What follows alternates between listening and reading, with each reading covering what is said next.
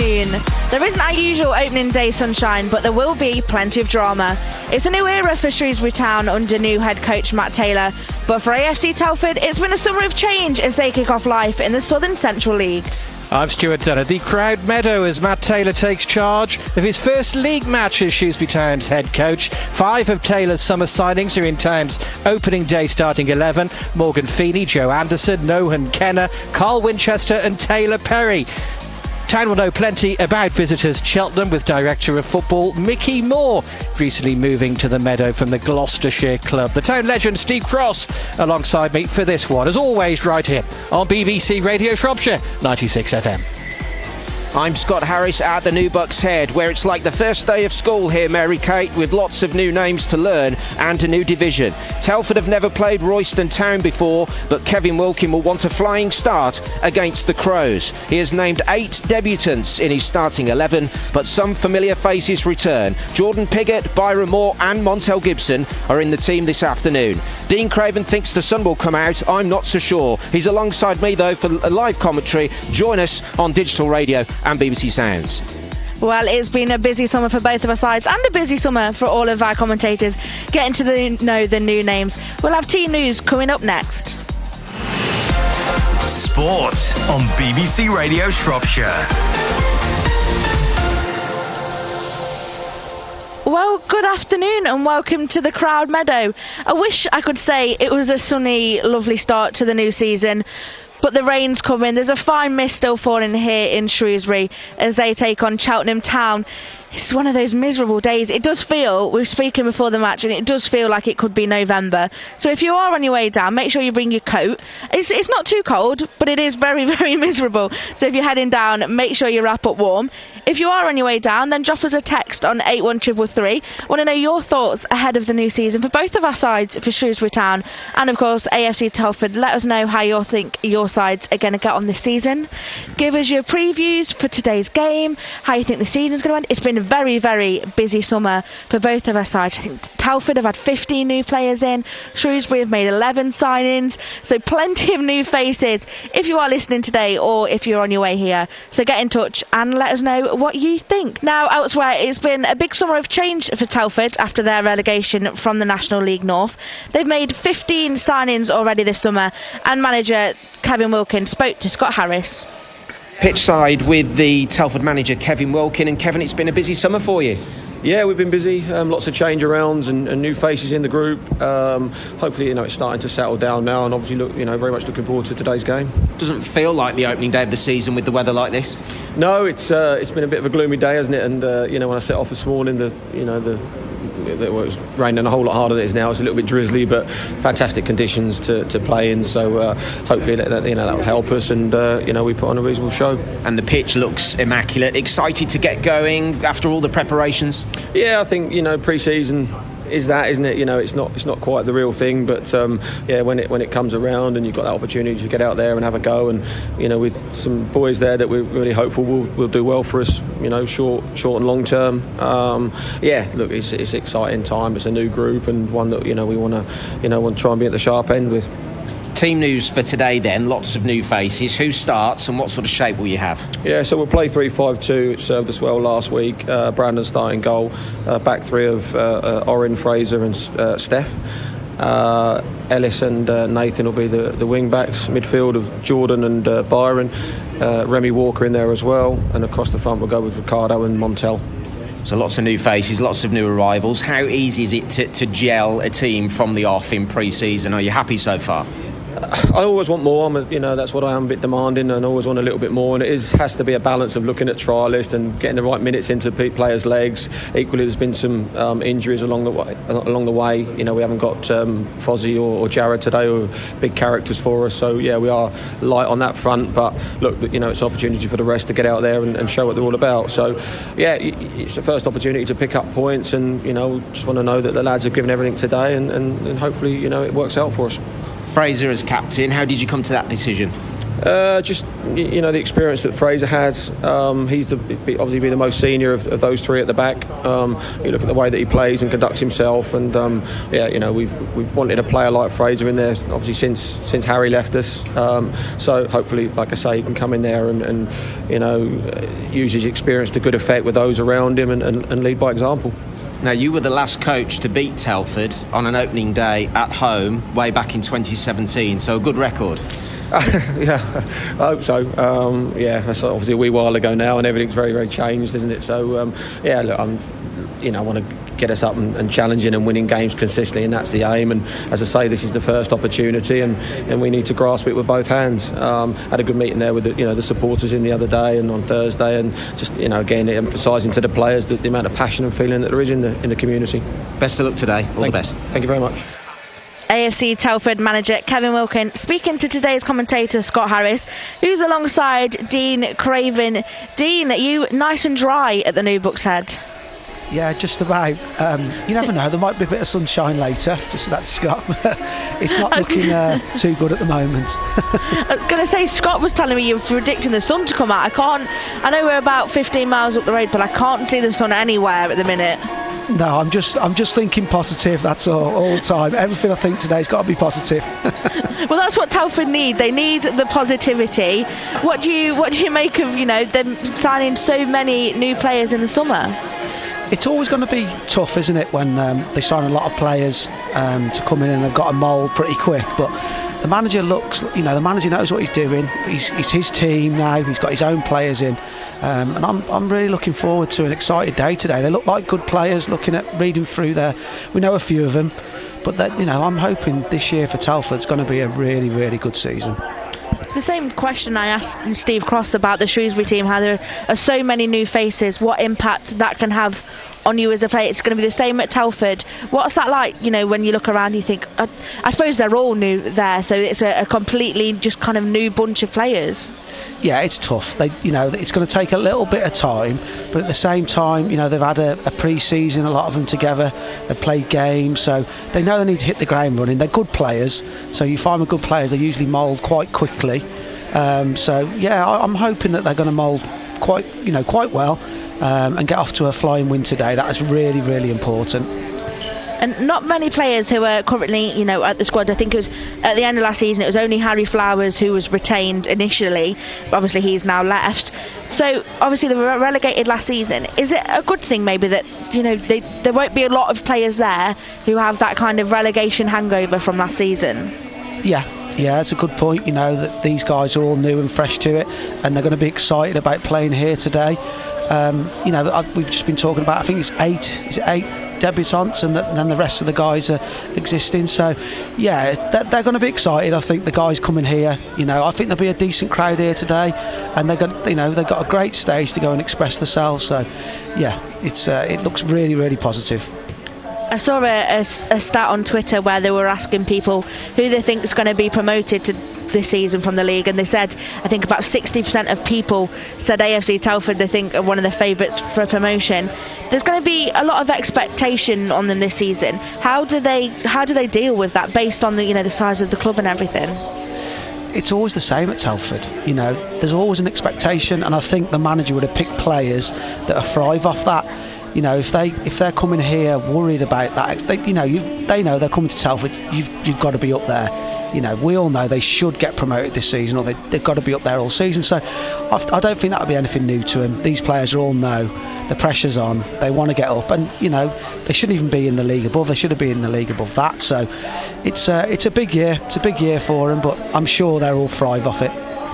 Well, hopefully the sun comes out for you, and hopefully you can send it this way as well. That would be lovely.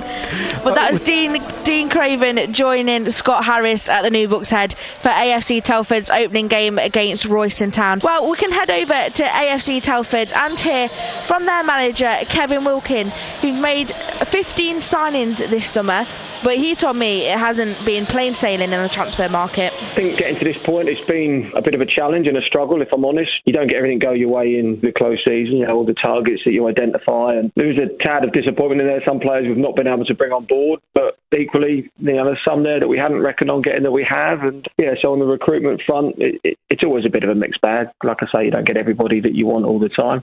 But certainly since the lads have returned from the holidays and into pre-season, their application has been excellent. Their sort of commitment to what we need and how we need to grow as a group and a team has been really encouraging. That will take more time. It's very much a group that's come together and had to pull together in a short space of time, really. So as we go further forward with it, those relationships and bits and pieces will develop with one another and hopefully see us grow stronger. It's something we spoke a lot about since obviously getting relegated last season, is kind of the expectation that all the teams and fans and stuff will have on you as a team. How are you kind of just going about dealing with that, and when players are coming in, just dealing with those expectations? Yeah, other teams will come to New Bucks Head and there won't be a better stadium and there won't be a better surface, certainly at our level and probably at levels beyond us as well. We're extremely lucky to have the facilities we have in and around us. But as you say, that comes with a bit of a challenge where teams will come there and see it as their Wembley and will up their game. There's no doubt about that. So exactly that. It's one of the characteristics we need to be able to deal with and we need to speak about, and we need to understand how we manage that situation and make sure we're going about our work with a humility and an understanding that each and every game, just because we've got a nice surface and a fantastic stadium and hopefully strong support, it won't just happen. You have to be prepared to step that extra yard and be able to do the nitty-gritty as well as the nice things to be successful. And again, it's discussing that, understanding it, embracing it and learning how to manage it. AFC Telford manager Kevin Wilkin there. Our commentary team today at the New Bucks Head is Scott Harris and Dean Craven. Dean, has the sun come out? The sun doesn't out. No, it's not. It's trying. It really is trying. I've got my shorts on. I saw Scott Harris before I left, and he was telling me he wanted his shorts on and everything, and he left in an anorak. So it does feel like that. I must admit, I wish I'd have put my tracksuit bottoms and a big coat on, but you never know. Well, hopefully the game will keep you warm and there'll be plenty of action to keep you going, but plenty of action as well to keep you going, just to keep your mind ticking over with so many new players. Have you ever seen a team make so many new signings and changes? It's a hard one, isn't it? What happened if you're getting relegated? I'm sure the manager looked at it. Then players got relegated. He's got to change it. So you can totally understand why he's gone with so many changes. He's not going to want the same as what he had last year. So he's done the right thing. I think he had to freshen it up, and we'll soon find out. Yeah, how do you get a team to click so quickly and with so many new people? I'd imagine he's got, in training, he's gone through all the things and when they're good players, they will pick things up fast. And I'm sure some of them know each other from different clubs. I think there's a couple of lads that have come from Brackley that he's had before. So there'll be some that know each other, and I'm sure they're click pretty quick.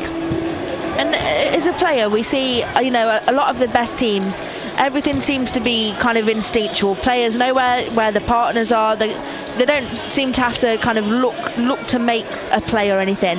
How quickly can that feeling be developed? I think you'll find if they start winning, things will start clicking really fast.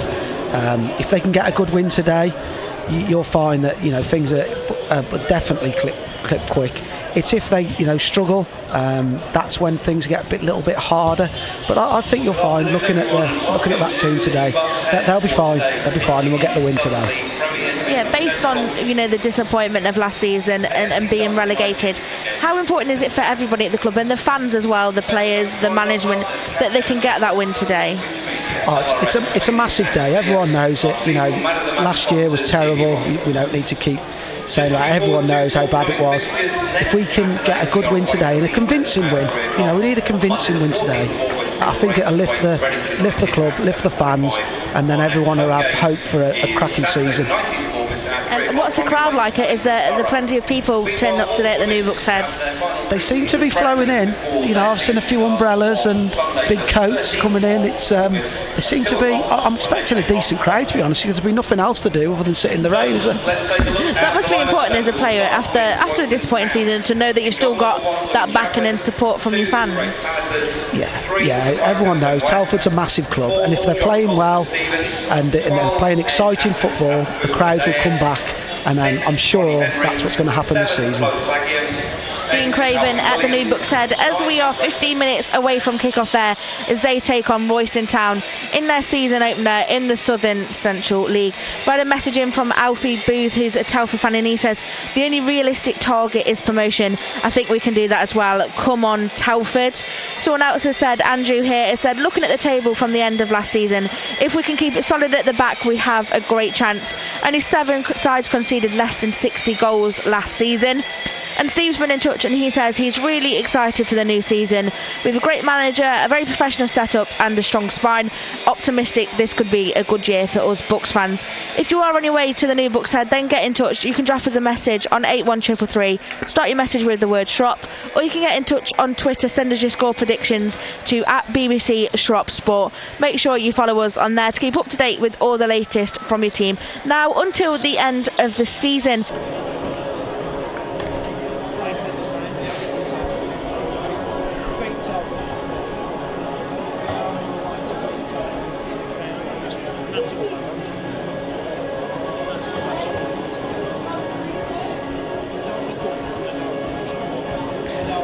Welcome to the New Bucks Head on this opening day of the new season. The fans are pouring in as the curtain comes up for AFC Telford United, playing in the Southern League Premier Central Division, where they welcome Royston Town here for the very first time. A summer of change for Kevin Wilkin, who has rebuilt his squad. There will be some nerves mixed with excitement. The task is clear. The club want to win back promotion at the first attempt, and to do that they will need to be better than all the rest. To win the league, the next 4 go into the end of season playoffs. We'll be with you every step of the way here on BBC Radio Shropshire. Full match commentary to come on DAB and BBC Sounds.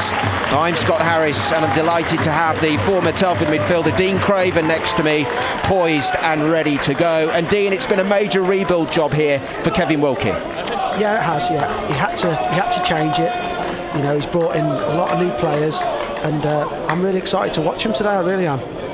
It's a tough league, isn't it, with only one automatic place. Tamworth picked Colville on 89 points with goal difference. That's how good you will need to be.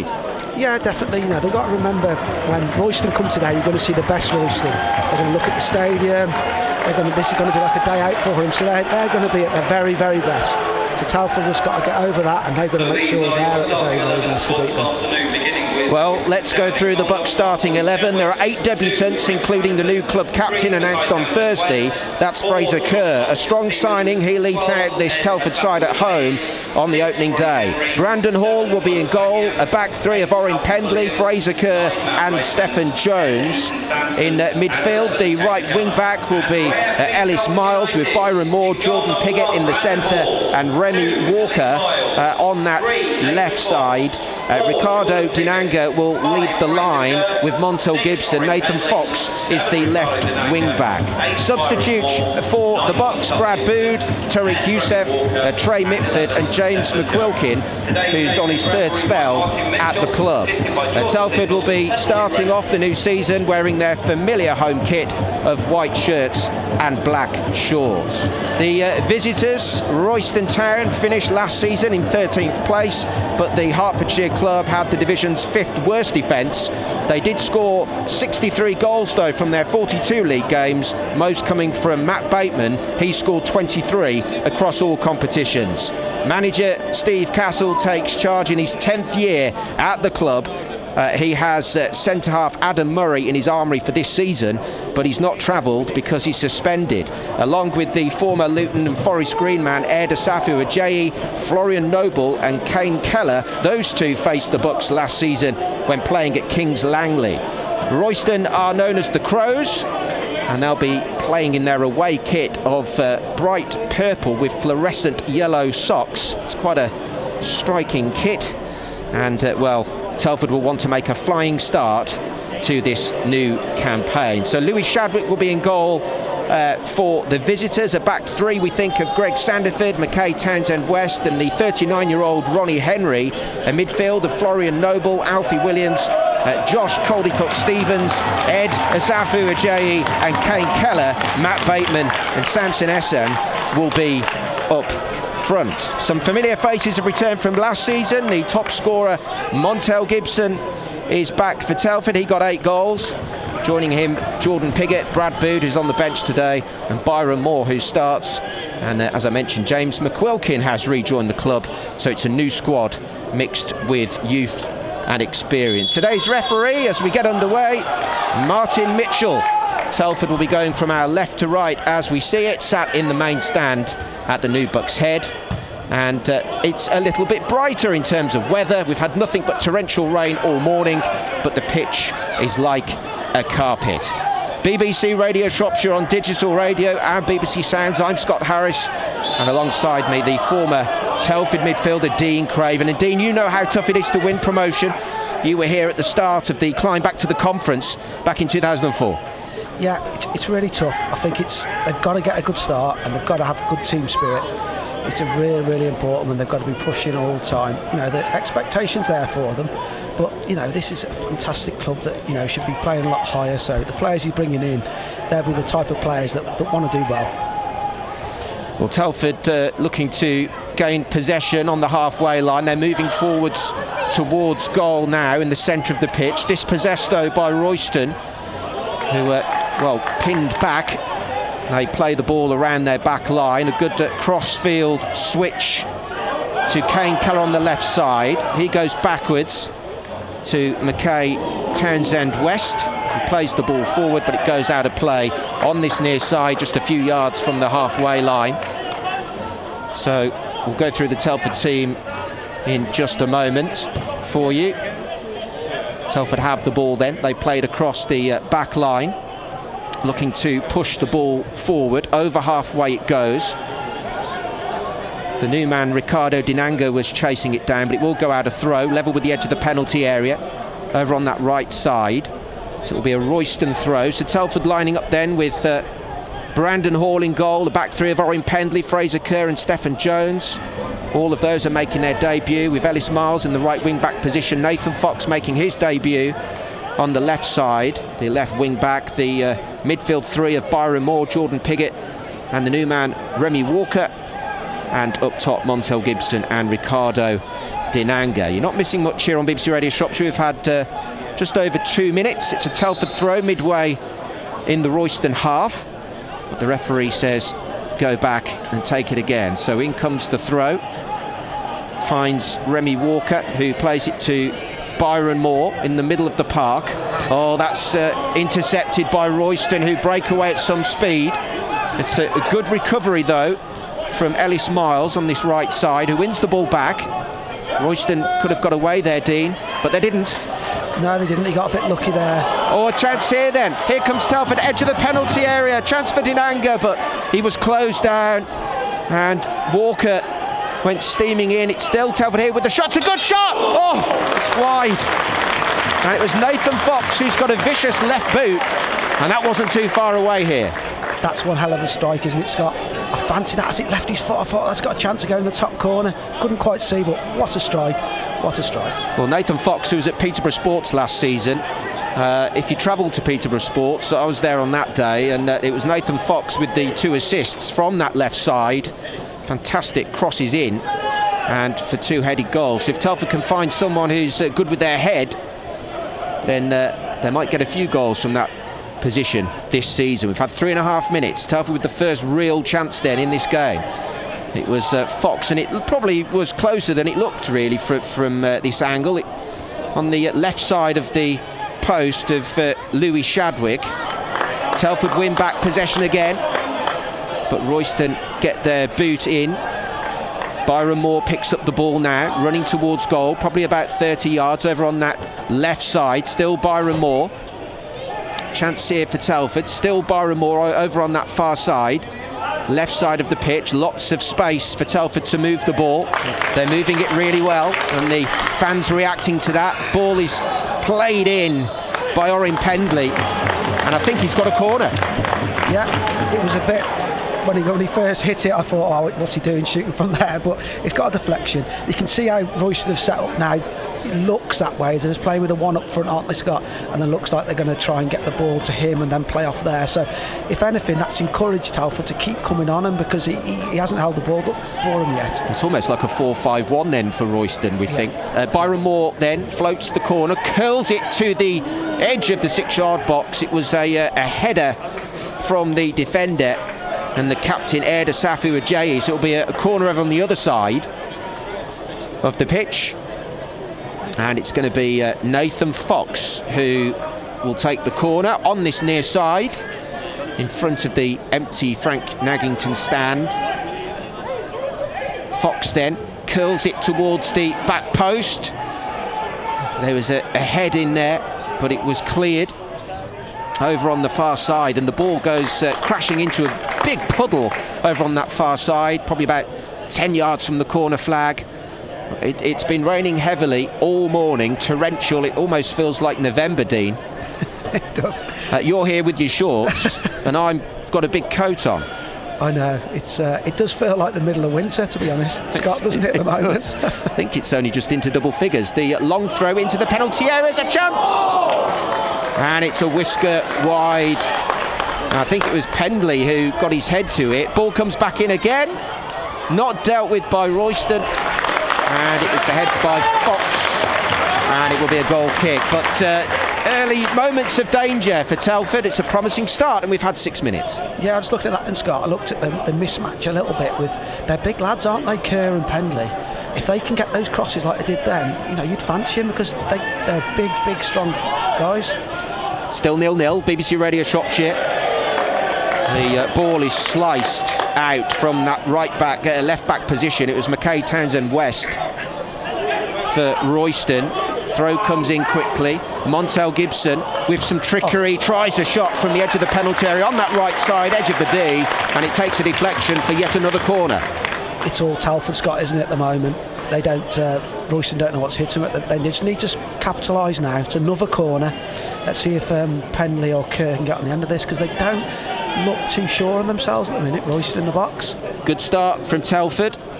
More of the same required throughout the season. It's a marathon, not a sprint, but Telford would want to win this game. Byron Moore then with the corner in front of the Frank Naggington stand, plays it short to the left corner of the penalty area, finds Fox. Moore with another delivery, it's taken a deflection. Montel Gibson is there, but he's pushed backwards and he's dispossessed in the end. Chance here for Royston, who break free on this near side, over halfway now, running towards goal, played through, that's quite nice from the number 10, over to the left side, sliding challenge from Ellis Miles, who got back on the left side, and it will be now a Royston corner, their first of the afternoon. They're going to have to be careful at Telford. You can see what the Royston have come with their 4-5-1. But they're really fast breaking then. God, they shot up that pitch, and they've shot up with 5 and 6 of them straight away. Yeah, the number 10, Isan Samson, he's very pacey indeed. He could probably run the 100 metres in 10 flat. Corner then, he's going to float its way in from Alfie Williams on the left side. It's played short, dealt with by the Telford defence, who clear it. Ball comes back and comes back to Ellis Miles, who does a very good job. Back to the goalkeeper, who takes it to halfway. Still goalless here on BBC Radio Shropshire on DAB and BBC Sounds. Scott Harris and Dean Craven. And Dean, it's a squad with some defensive structure for Telford. What have you made then of the backline signings? They look really good at the moment, but in fairness, Royston they've had one little breakaway there. It's been all Telford, Scott, hasn't it? So we've only just seen a little glimpse of what Royston have got, and it does look like they're going to try and break really fast. It does look as if Pendley is very good at finding players further up the pitch, and his accuracy has been quite good so far. So more of the same as the ball's out of play, and it's gone into that big puddle again that's in front of the scoreboard, over in front of the Learning Centre. So it will be a Royston throw, level with the edge of the penalty area. Royston in their, well, I can only say chocolate purple kit with bright fluorescent yellow socks. a striking kit for them. I like it, Scott. It's nice. and they've also got a gold stripe running down the centre of the shirt, I've just noticed. So think of that famous chocolate brand and the colour purple. That is the exact colour that Royston are playing in. Here come Telford then over the halfway line. Penley plays it forward, finds Montel Gibson, who chests it down, finds Ricardo Dinanga, who goes with a shot, and it was tame right on the edge of the penalty area on that right side. He swung his right boot at it, and he's curled it around the right post of Lewis Shadwick. Great feat, wasn't it, Scott? You know, he got some, just that end product again. You know, they've had a couple of little half shots from, you know, they're shooting from 25 yards. I'd like to see him play a few more passes, get in the box instead of some of these wild shots, but, you know, they're playing well. Will be a Royston goal kick. Brandon Hall, the opposite number, he signed for Telford from Gloucester, said spells at Kidderminster, Hereford and Banbury. He's a Charlton youth player back in 2011. And he's the lead coach at IHM in Ellesmere, spent time at the Shrewsbury Academy. A safe pair of hands is Brandon Hall, and he was one of Kevin Wilkins' first signings. Lots of debutants for Telford, 8 in total if you've just joined us. Brandon Hall in goal, Lauren Pendley, Fraser Kerr, Stephen Jones, the back three, they're all making their debut with Ellis Miles on the right side and Nathan Fox on the left. In midfield, Remy Walker, he's making his debut, and Ricardo Dinanga is up top with Montel Gibson, a familiar name from last season. He scored 8 goals, and let's hope he can score, well, maybe triple that. He'd be happy if he could get into the 20s. Oh yeah, he'd love that. And it'll be interesting to see what sort of partnership that Montel Gibson and Ricardo Dinanga can cook up at the front line for Telford this season. Lots of big games to come, and they'll all be live on BBC Radio Shropshire. 11 and a half minutes, not missing much at the moment. It's going to be a Telford goal kick, and we were talking about Brandon Hall just a moment ago, Dean, and well, he ticks all the boxes, doesn't he, on paper? Oh, most definitely, yeah. He looks a good player. He's a real good player. Solid between the sticks, and certainly his performances for Gloucester last season, and I'm not surprised that Kevin Wilkin, especially when he knew he was local, has signed him up. Well, Telford's recent record on the opening day is good. They've won their last 3, including that time the season started in October. That was back in 2020. Unbeaten in their first home game of every season since 2017, when it was Kevin Wilkins Brackley who beat them here by 3-1. Not sure if that's a good omen or not, but I think it is. Royston then, midway into the Telford half, over on the far side. They have a throw, looking to use the ball over on that right side. Telford get a foot in and win the ball. It just goes loose, cross comes in, and it will be a corner actually. He doesn't look a bad player, does he? Noble for Royston. He's busy and bright, and he's trying to get on the ball, looks pacey. He's the one that caused that one break, wasn't he? So they're going to have to keep an eye on him. So it's another corner for Royston over on our left side. Royston going from our right to left here on BBC Radio Shropshire. Still 0-0, and we've had almost 13 minutes. So corner for Royston in front of the Jack Bentley East Terrace. In it comes, it's low, and it takes a deflection off a Telford defender. It's hacked away by Telford. Wasn't much danger there, but the ball is going to come back towards goal, edge of the penalty area. Telford clear it again. Good defending from the Bucks, who seem well organised at the moment. Here come Royston, Alfie Williams over on that right side. He's dispossessed, but the ball comes back to Royston, to Sampson. Sampson now uses the ball and can only go back to Ronnie Henry. And Ronnie Henry, by the way, is 39 years of age. He was a Tottenham youth player, Dean, back in 2002, and he's still going strong. He's 39. Oh, I should get my boots back on then, Scott. Well, there you go. Ronnie Henry, who's been called into action because of Adam Murray being suspended, we were told, by our friends at Royston, carrying over a suspension from last season. Big miss for Steve Castle. More on him in just a moment, because it's a free kick for Royston. The level with the edge of the penalty area over on that far side, midway into the half.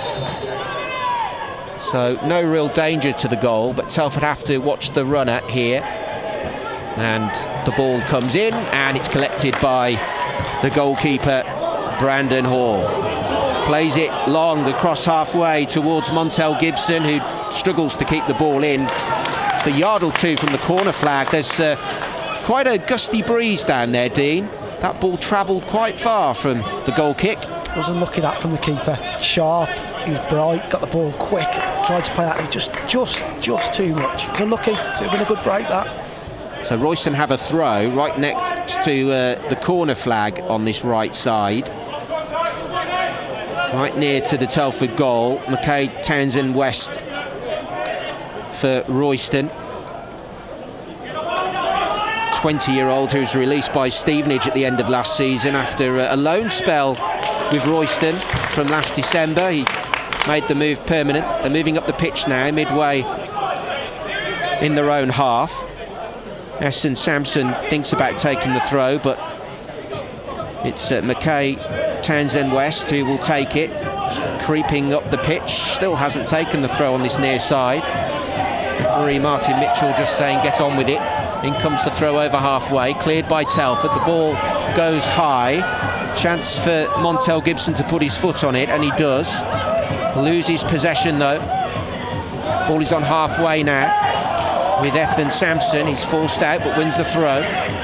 16 minutes, still goalless here on BBC Radio Shropshire. It's been quite an eventful opening quarter of an hour. Ball is across halfway. It's long, dealt with by Pendley, who clears it back towards the centre circle. Royston now looking to try and move towards goal. Sampson in the centre of the park, loses out to Byron Moore, who spins and does a full 360. Fox over on that left side, tries to play in Ricardo Dinanga, the number 7, but there was too much on that, and it's gone out for a goal kick. Yeah, Royston, Telford let Royston come into it a little bit at the moment. I think Telford have got to be brave. I don't mean brave, go and kick people and stuff like that. I mean brave, want the ball. At the moment they're not giving the crowd anything to shout about. Get on the ball, be brave, take that touch even under pressure, and let's get playing a bit at the moment. It just seems that, I don't say they're hiding, but some of them look very nervous, and you can understand that, Scott, that they're going to be a little bit nervous, but just be brave, get on the ball and let's play some football. Well, the only real chance we've had in the opening 17 minutes was Nathan Fox with that shot that just went wide of the post. There's been a few corners, but nothing in the way of goalmouth excitement at the other end. And Brandon Hall hasn't had that much to do. Telford with their foot on the ball over on that far side, but give it away, and it goes right the way back up to Lewis Shadwick, who is on loan from Cambridge United in League One. 20-year-old who is the son of Luke Shadwick, the Manchester United midfielder who had 2 Premier League titles. Yeah, what I'd like to see now, Scott, is Telford just getting on the ball. We're watching now for nearly 18 minutes. We haven't seen more than 3 or 4 passes put together. It's desperately someone just to go, right, let's get the ball, let's get passing. They've got experienced lads in there as well.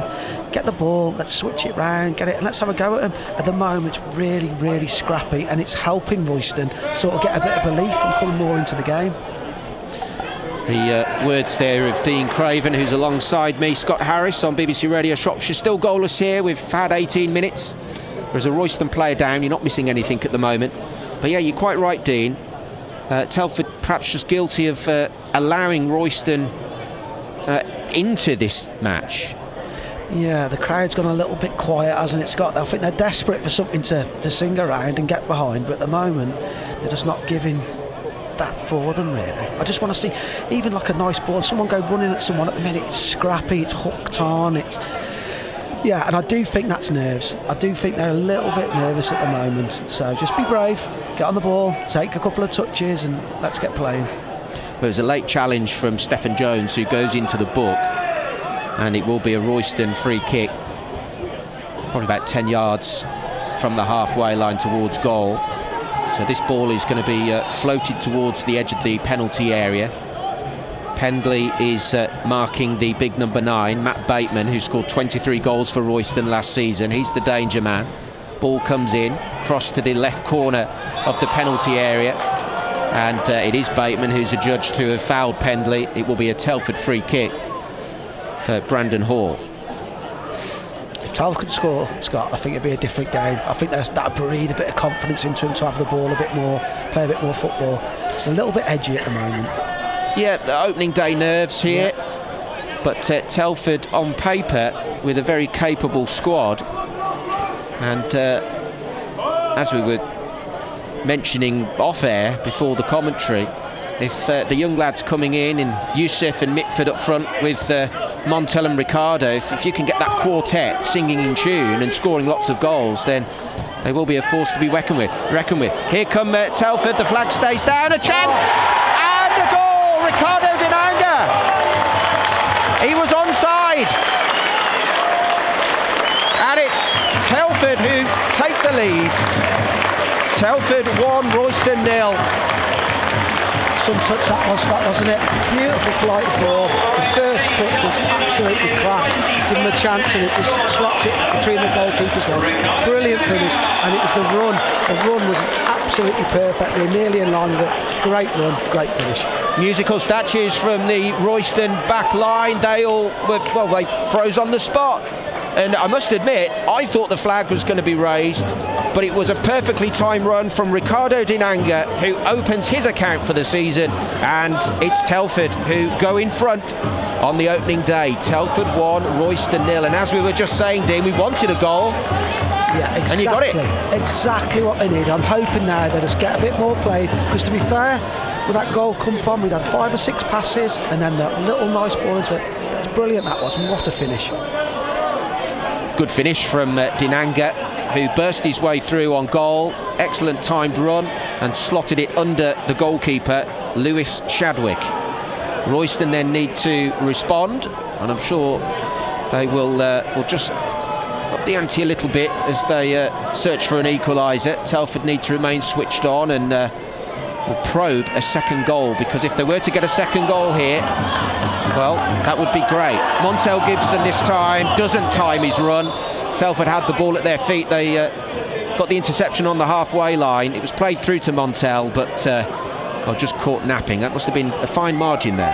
Yeah, it looked close, that did. It didn't look an awful lot in it, but he's just got to either bend his run or hold his run, Montel, there, because that was a great little bit of passage of play, you know, and that definitely looks like the ball that's going to be on behind him. And I know, you know, Scott said about the lad that's playing centre back, he's 39. Well, you know, let's get at him. Yeah, that's Ronnie Henry. He looks good for 39, it has to be said. He doesn't look 39 from here, and I'm just doubting whether he is 39, but no, he definitely is. He was at Tottenham in 2002, so the numbers add up. Telford with a free kick then in the middle of the park. Byron Moore was over it. It's floated in high. There's too much on that, and it's gone straight out for a goal kick. And that's a little bit disappointing. Just a little bit of a debate between Byron Moore and I think was it Stephen Jones on who was going to take that. Yeah. I'd like to have played it a little bit short then, because Royston had backed right off, give him a chance to play a little bit of football, but they decided to go for it. But never mind. 1-0, Telford are in front, and the goal came on 21 minutes. Ricardo Dinanga with his first goal for the club, and Ricardo, just 21, signed from Coventry City.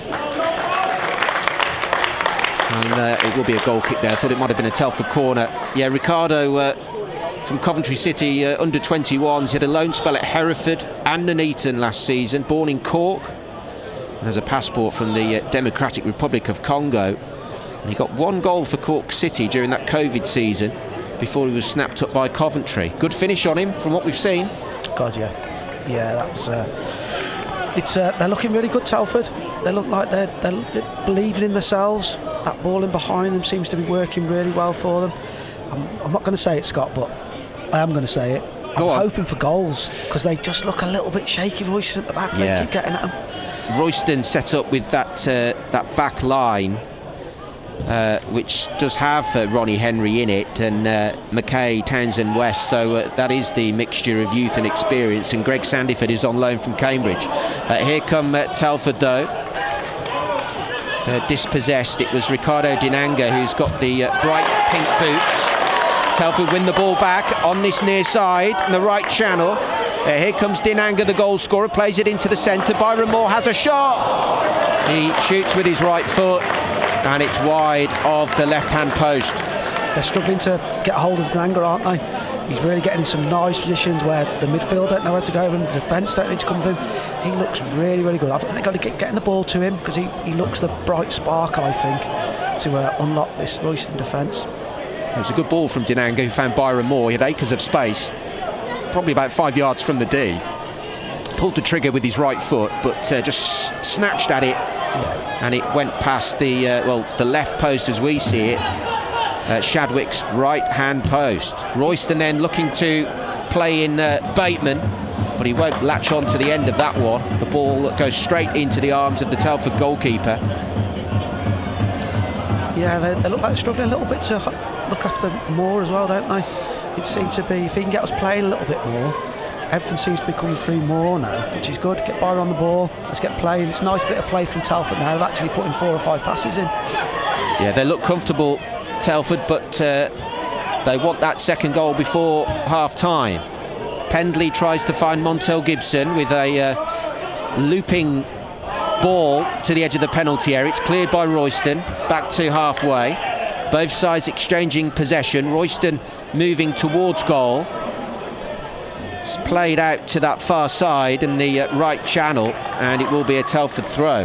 Well, Royston are known as the Crows. The town coat of arms has a large crow on it, hence the nickname, I guess. They won promotion to Step 4 in 2012 after an absence of 19 years, and they've been in this division since 2017 under the guidance of their manager Steve Castle. He will celebrate 10 years in charge at Royston on the 13th of December this year. Longevity uncommon in football these days, but for Steve, well, he's been part of the furniture for quite some time. Telford give the ball away then, and Royston come away with it on this left side, midway in their own half. Not much movement from McKay, Townsend West, who tries to find a colleague, and Telford come away with it on halfway on this right side. So good interception by Ellis Miles. Ball's in the centre of the park and played backwards towards Pendley. Pendley decides to go around the back of his own defence, which features the new captain Fraser Kerr and Stephen Jones. Ball's now on halfway. This is a good possession from Telford. Kerr, the captain, tries to find Montel Gibson with that long-range shot, and just doesn't quite get there. It will be a goal kick to Royston. Yeah, it's a shame he didn't have to play that. They were keeping the ball well there. Royston had dropped right back. They could have played through midfield, I thought, then a little bit, instead of trying to hit the 30-yard ball. But positive, Telford look really, really good at the moment. Big question this, but do you think Ricardo could be a 30-goal striker this season? I hope so. I hope so too. Very early to ask you that, but well, I think everyone here supporting Telford would want him to be that 30-goal man, and if Montel Gibson can contribute, well, it could be quite a forceful front line. Royston have the ball then inside their own half. The defenders have it. Not much urgency from their back line. Townsend West on this left side. They dilly-dally with the ball. Alfie Williams rescues it, plays a long ball to Florian Noble, who's been very quiet, the number 7. He loses it. Telford come away with it over on that far side in front of the Learning Centre. It's given away back to Royston, who play it right the way to their back line, and there's no sense of urgency from Royston, who are just looking to play it long. Alfie Williams, who's playing in that centre-back position, it seems now. They've changed things around. Townsend West plays it into the centre. Telford win the ball back on the halfway line. Jordan Piggott plays in. Remy Walker, right side of the penalty area, goes down, and I think it might have just been a time challenge. There's no shouts of a penalty from anyone, but Walker was through almost on that right side of the penalty area, but he goes tumbling down. Yeah, I thought Piggott could have kept going a bit longer then. Could have drawn a defender out and maybe played one a bit later, but still good play. Telford are well on top at the moment, but I'd like to see them get another goal so they can settle right down and we can see the real Telford really. But they've started well. BBC Radio Shropshire, Sport on Saturday, live from the New Bucks Head. It's Telford 1, Royston 0 in the Southern Football League Premier Division Central. It's quite a mouthful, I must admit, that league name, so I might just say Southern Central. I think you all know what I mean there. Telford 1-0 up then. We've had half an hour. Telford with the ball on halfway, moving towards goal. Chance in the middle for Remy Walker. Oh, he's dispossessed, it's intercepted. Royston now have the ball over on the far side with Florian Noble. He's now dispossessed by Byron Moore. It goes out of play, right in front of the dugout, right in front of Steve Castle. Well, you can't win the league in August, but you can certainly lay foundations for the season ahead. The long trip to Leiston next Saturday, Steve Humbles will be there for that one. I'll be back for the trip to Redditch on Monday week. Nuneaton at home in a fortnight before a trip to Barwell and a game against Hales Owen here on Bank Holiday Monday. I was saying to Dean Craven that if Telford could get 10-11 points, that would be a good return for the month of August. You're not going to win every game, no, but if you can get 10, 11, 12 points a month, well, you'll be right on the cusp of promotion, surely. Yeah, most definitely. What I've liked as well of watching Telford as is Royston, they've got it back. They look solid at the back. You know, they look like good, solid back three at the moment, or when they go to five. Well, here comes Montel Gibson running towards goal, edge of the penalty area. He's got Dinanga with him. Dinanga, edge of the D, looking to find a shot. Chance for Piggott, who goes down, and well, the ball is spilt and goes straight into the arms of Louis Shadwick, who read that well. That was a good move from Telford, all from Montel Gibson over on that far side. He moved into the centre of the pitch. Dinanga was with him, and that's something that was lacking last season. A striker having someone who was right up top on that line. Yeah, he's got some great feet, hasn't he, Dinanga? Gibson did brilliant then, but Dinanga just looks like, it reminds me like a number 10. He sort of links up well, doesn't he, rather than just an out-and-out forward, Scott. He sort of wants to come and play people in. So if he can score goals as well, right player on our hands. Easy to spot him as well is Dinanga with his bright pink boots. They look immaculate. It's stopped raining here at the New Bucks Head. It looks a little bit brighter, but it still feels like November. Temperatures only just into double figures. Certainly doesn't feel like the opening day of the season, but I can assure you it is. Great to have football back on BBC Radio Shropshire. Still 1-0 to Telford here. We've had 33 minutes. Royston with their foot on the ball, trying to break it out of their back line. They give it straight to Byron Moore on halfway. Moore plays it back to Penley, who's forced back to Brandon Hall, I beg your pardon. Although there is an error on the team sheet, it says that Joe Young's in goal, so I know that isn't true. But it is Brandon Hall. Pendley with his foot on the ball, plays it across the back line then with Stephen Jones. Jones still has the ball. Fraser Kerr, the captain, in that centre-back position. Byron Moore in the middle of the park. Miles on the right side. Fox on the left. Royston play the ball through the centre, but a good stop from Jordan Piggott. Yeah, he's started well. He's in that defensive midfield role, Piggott, today, just behind Byron Moore. Chance then on this right side. Ellis Miles into the penalty area. Good shot! And that is a wonderful goal! And it's Remy Walker. And Telford, well, they're walking it. It's Telford 2, Royston 0. Great ball, cut it back lovely, and what a run. And the finish, that wasn't an easy finish. He sort of used his stud Scott by the look of it. Great finish, and that's exactly what Telford have deserved, to be honest with you. And well on top. Well, Remy Walker with the goal. He found himself with some space in around the penalty spot and just placed it to the left side of the goal, into the back of the net, and nothing that Chadwick could have done about that one. It was a good finish, and Telford are now 2-0 up. It's easy street. Yeah, I think they must have worked on that in training, Scott, the way they played it, because it looked like a bad ball, but it wasn't. It was the second man from midfield running it. The forwards all went in towards the front post, and it looked like he'd missed all them, but I think he purposely cut it back for that late run, and what a finish. Great start, well done. So Ricardo Dinango got the opener on 21 minutes, and Remy Walker on 35. 10 minutes to go until half time, and Telford are leading at the New Bucks Head by 2 goals to 0. Well, James McQuilkin is coming on, so Remy Walker, the goal scorer, has gone off. Now, he did land awkwardly when he scored. Is that a precaution? I don't know. Was he holding his hamstring? I've seen him on the floor then holding his hamstring. Hopefully it's just for a precaution, Scott. After that great finish, you don't want to see him out for long. Well, a good contribution for half an hour's work for Remy Walker on his debut. He's got a goal. Hopefully he's okay. Just a precaution from Kevin Wilkin to take him off. James McQuilkin, who's on his 3rd spell here at AFC Telford United. He's itching and ready to go, wearing the number 16 shirt. They couldn't have asked for a better start, could they? It looked a little bit cagey for that 10 minutes, but then after that, Telford have been well in the driving seat.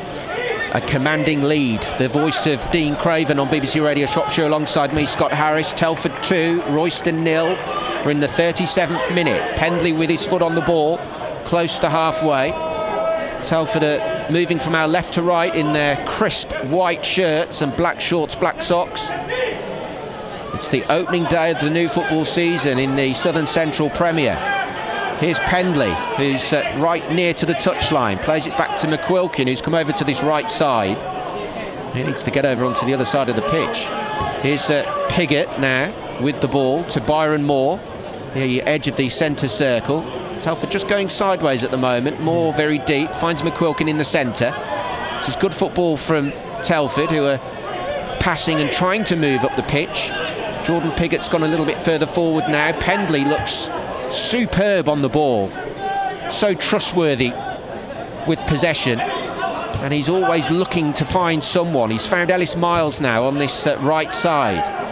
Telford still with possession. Royston with not many answers to the questions that Telford have had in this first half. No, we've heard a lot about Jones playing at the left side of the 3. I'd like to see him be a bit more confident. I know he's only 18, Scott. Yeah. Looks a good player, but I want to be a bit more confident. Bring it onto his left foot. Look to pass forward instead of taking the easy option and keep coming back inside to his centre back. Be a little bit more confident. But I know it's hard when you're only young coming into the team. So. Well, the 18-year-old Welshman Stephen Jones, he signed from the Keffin Druids. He was a Bala youth player. He got one senior goal last season, and that was on the 11th of February against Colwyn Bay. So a very young footballer, but one with bags of talent, and certainly he can push on here at AFC Telford United. Telford need to just do some defending here. So back with Ellis Miles over on the right side. He'll probably have to go back towards goal. If anything, he wins a free kick. That was excellent play from Ellis Miles, who shielded the ball, got down low and shielded it. He won the free kick, and now he's on this right side. Miles plays it back to Jordan Piggott. Piggott to Pendley. Telford with all of this ball at the moment. They are enjoying having possession. Royston haven't laid a glove on them, have they, for the last 10 minutes, Scott? They're just sitting back in their shape, but they're losing 2-0. So I think the manager at some point has got to come out and try and push on at Telford, because there's only one team in this at the moment. Yeah, they're so deep at the moment, Royston. They've got Matt Bateman, who, well, he's 28 years old. He He's at the club for his 3rd season, scored 23 goals last season. But today he's been very quiet. They've got Samson Essen as well, who's up top. And Florian Noble, who's going further forward. Montel Gibson now, right side of the penalty area, into the penalty area, across the face of goal. And it was a vital touch from Lewis Shadwick, who got his fingertips to it because that was going in. But Montel Gibson narrowly, agonisingly wide. Yeah, Ronnie Henry's really struggling with Montel Gibson. You can see as soon as he faces him up, he's got too much for him, you know. So I think that's going to be something they're going to have to look at. But I just wondered, Scott, can I change my prediction? Yeah, you can. What are you going for now? I'm going for more than 2-0 at the moment, the way it's going. Well, I said 3-0 in our predictions game with Mary Kate. Byron Moore has a corner, plays it short, plays it to Nathan Fox on the left side. Moore swings it back in. That's a superb cross. And it's Montel Gibson from the acutest of angles. On that right-hand post, he slides it into the side netting. And, well, you might have to change your prediction now, Dean, because it's Telford 3, Royston 0. Right on cue, wasn't I? Yeah, it looks like there's going to be loads of goals in this game. The keeper's made a mistake there, but it's a great ball. It's one of those the keeper's got to leave, really. But he's had a bit of a go for it, and it's an easy finish. But Telford are just completely dominant, and this is going to get worse for Royston. Well, it could be a cricket score. It is the cricket season. Byron Moore with a high looping cross to the right corner of the goal area. Montel Gibson, who was on the byline, sprinted and stayed onside. The ball landed right to him, and from the acutest of angles, he rolls the ball into the side netting on the other side of the goal, and all of a sudden it is 3-0. Telford 3, Royston 0. And just looking over at Steve Castle, well, he's sat down on the bench. He can't quite believe it. Yeah, he looks like he's given up already, doesn't he, Scott? It's really good from Telford. It looks like a total different what we were expecting from last year to now. It's like and they are two total different teams, let's be fair, but they're in a different league to last year's team. From what we've seen so far, they look a lot better. 8 debutants for Telford if you've just joined us. They are 3-0 up. Brandon Hall in goal, Orin Pendley, Fraser Kerr and Stephen Jones the back 3. Nathan Fox in that left wing back position. He's been getting forward. So has Ellis Miles, who's been very good on defensive duty. Telford need to just do some defending here. It's cleared back to halfway. Royston with some head tennis. Montel Gibson jumps in and wins the ball, but I think he's just taken Alfie Williams with him. No intent there, so there shouldn't be a card, but Alfie Williams just with a head injury, so there will be a bit of a delay here. Ronnie Henry, I think it was, in the end. So there will be a slight stoppage here, but yeah, Bateman's had no service, has he? And Samson Essen, he hasn't really been in this first half. So it will be a free kick to Royston. They play it quickly, too quick for the referee, Martin Mitchell. He says bring it back, take that again. Will be Josh Caldicott-Stevens, who's in that centre of midfield for Royston this afternoon. It was Ronnie Henry then who took a clattering, Dean. Yeah, to be fair, Henry probably wants to go off because he's having a bit of a torrid time, isn't he, at the moment, with the boys running at him. He's struggled with a lot of the Telford players. He's going off now. It looks like he's just got to come back on, maybe. Yeah, he will come back on eventually. So Royston down to 10 temporarily. The ball is floated to the left side of the penalty area, and Bateman won the header on that left side, but it rolls out for a goal kick. Yes, it was very congested. Alfie Williams somehow managed to steer clear of that clattering with Montel Gibson, who leaps quite high. How tall's Montel Gibson, would you say? I'd say he's 5'10", 5'11", but he's got a great leap on him. Funny enough, talking about the size of they're a big team. You know, a few times now Royston have tried the long ball, Scott, and you've got Penley, and they're brilliant in the air, so they look really solid at the back as well. They're not a small team, are they, Telford? They've got a bit of both, and they're going to need that in the later months when the pitches aren't so good and teams are firing long balls at them. It looks like Telford can do a bit of both, so it's good. Well, the organisation of Fraser Kerr is superb at this moment. He's organised his back line. Pendley's been fantastic, and so is Stephen Jones, that back three for Telford. And what's impressed me is just how far forward Nathan Fox as the left wing back and his opposite number Ellis Miles on the right side, that they're really probing forward, and that's really good to see. Here's Fox then, just in his own half. He's forced backwards to Kerr, who finds Pendley. No real urgency from Telford. We've got 30 seconds to go until added on time at the end of this first half. Pendley tries to find a colleague in the middle of the park. He's dispossessed. Chance for Royston now to have one final chance before half-time. They haven't had many, if any at all, in this first half on BBC Radio Shropshire. Scott Harris and Dean Craven with you on DAB and BBC Sounds. They look like they're looking at the body language of Royston. They look like they're giving in a little bit. So I wouldn't be surprised if their manager makes a change at half-time. I think a few of their players, I'm not saying they've given in, but just shrugging their shoulders and looking at others that it's sort of their fault sort of thing. So it'd be interesting to see if they change it. They're going to have to, because Telford are completely dominating the game. Well, they've got James Brighton on the bench and Tom Newman, lots of experience, as Dinanga looks to try and burst his way through, but he won't get on the end of that. It rolls up to Shadwick in the Royston goal. A well taken goal from Ricardo Dinanga, who slotted the ball under the goalkeeper. That was for 1-0, and it was 2-0 on 35 minutes from Remy Walker, who picked up a slight niggle on scoring the goal. He's gone off. James McQuilkin has come on, so an early substitution for Kevin Wilkin. And then Montel Gibson with the third 5 minutes ago. So 3 goals for Telford here on the opening day of the season. We were talking about Steve Castle, the Royston manager. He's been in charge with the Crows for what will be 10 years in December. He was the former assistant manager of Barry Fry at Peterborough back in 1997, and he was the West Ham youth manager in 2001. And you look back to that era and he would have brought through players like Michael Carrick and Frank Lampard.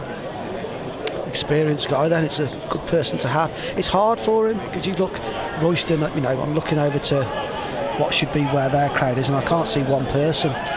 So, no. You know, you said that, Scott, that maybe a few of them travelled, and they actually travelled on the team bus. Yes, I think I was having a chat with the Royston press officer, who said that 10 have managed to sneak aboard.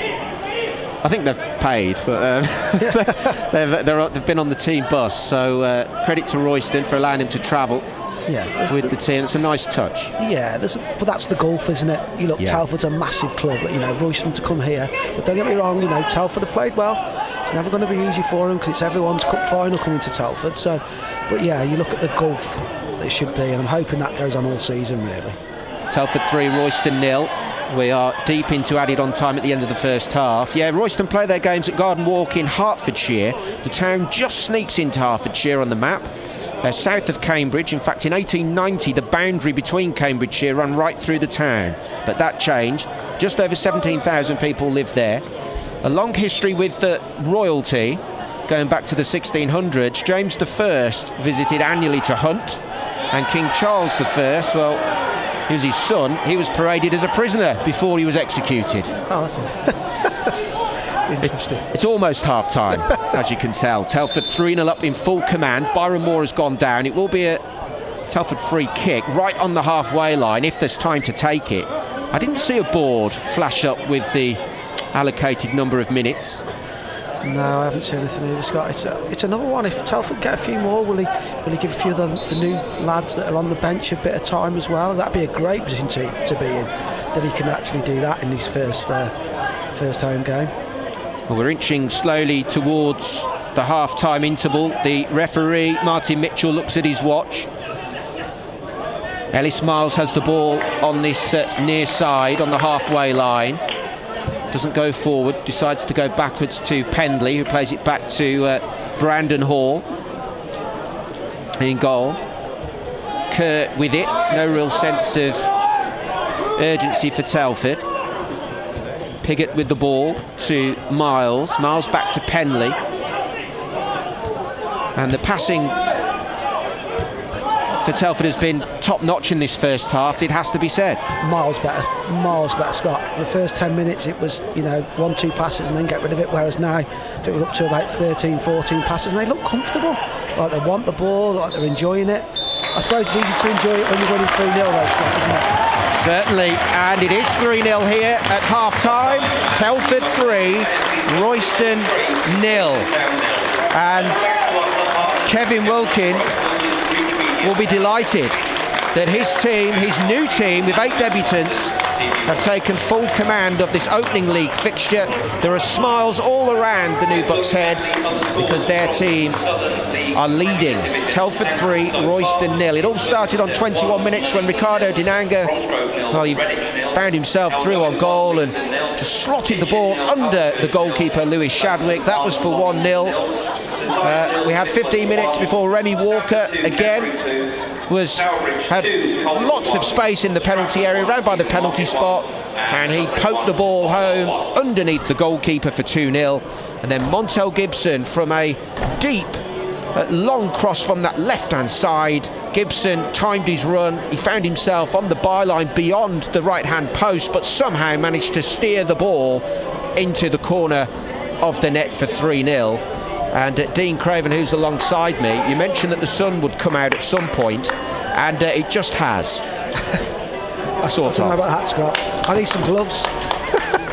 Bitterly cold, isn't it? It is really cold here. But that's the manager. We're going in there thinking it couldn't have got any better. They're 3-0 up, they're playing well. They've been good goals. They have been good goals. This was Royston are going to, like we said before, Royston are going to bring their best Royston is coming here. They'll come for their day out at Wembley, and in fairness to Telford, they've been absolutely dominant for the whole time. And to be honest with you, I'm really enjoying it, Scott. Well, so am I, and I hope you are as well, listening wherever you are. Telford are in full control here. It's the opening day of the season. It's been raining heavily. The storm Anthony has passed through now, unless it's the eye of the storm, hopefully not. We don't want a deluge of rain in the second half, but it is getting a little bit brighter over towards the Jack Bentley East Terrace, and hopefully we might have a glimpse of some sunshine in the second half, but it's looking very rosy here. Telford 3, Royston 0. Royston haven't won any of their 6 pre-season games. Probably a little surprise based on that first half. They've scored just 5 goals. Kings Lynn beat them 5-1. They lost 2-1 away to league rivals Hitchin last weekend in the quarter-final of the Hertfordshire County Cup. Well, they've lost some key players in the summer. Will Hall went to Boston. Sean Keane, Kai Marsh-Brown all left the club. So did Cole De Silva and Fernando Bell-Toxtel. Flo Noble, the only notable addition in recent weeks. And, well, they are suffering. At half-time then, second half commentary to come. Telford here at the interval lead Royston Town by 3-0. Let's join our colleagues down the A5 at the Crowd Meadow. Let's join Mary Kate, where it's Shrewsbury 0, Cheltenham 0. Telford have got off to a flying start. They're 3-0 up in the first half. Dean Craven is your summariser today. Dean, you said 2-0, Scott said 3. We've already had plenty of goals. Well, Mary Kate Dean's just popped away from the point momentarily, so you just got me. But you were right with your prediction, so that might be why.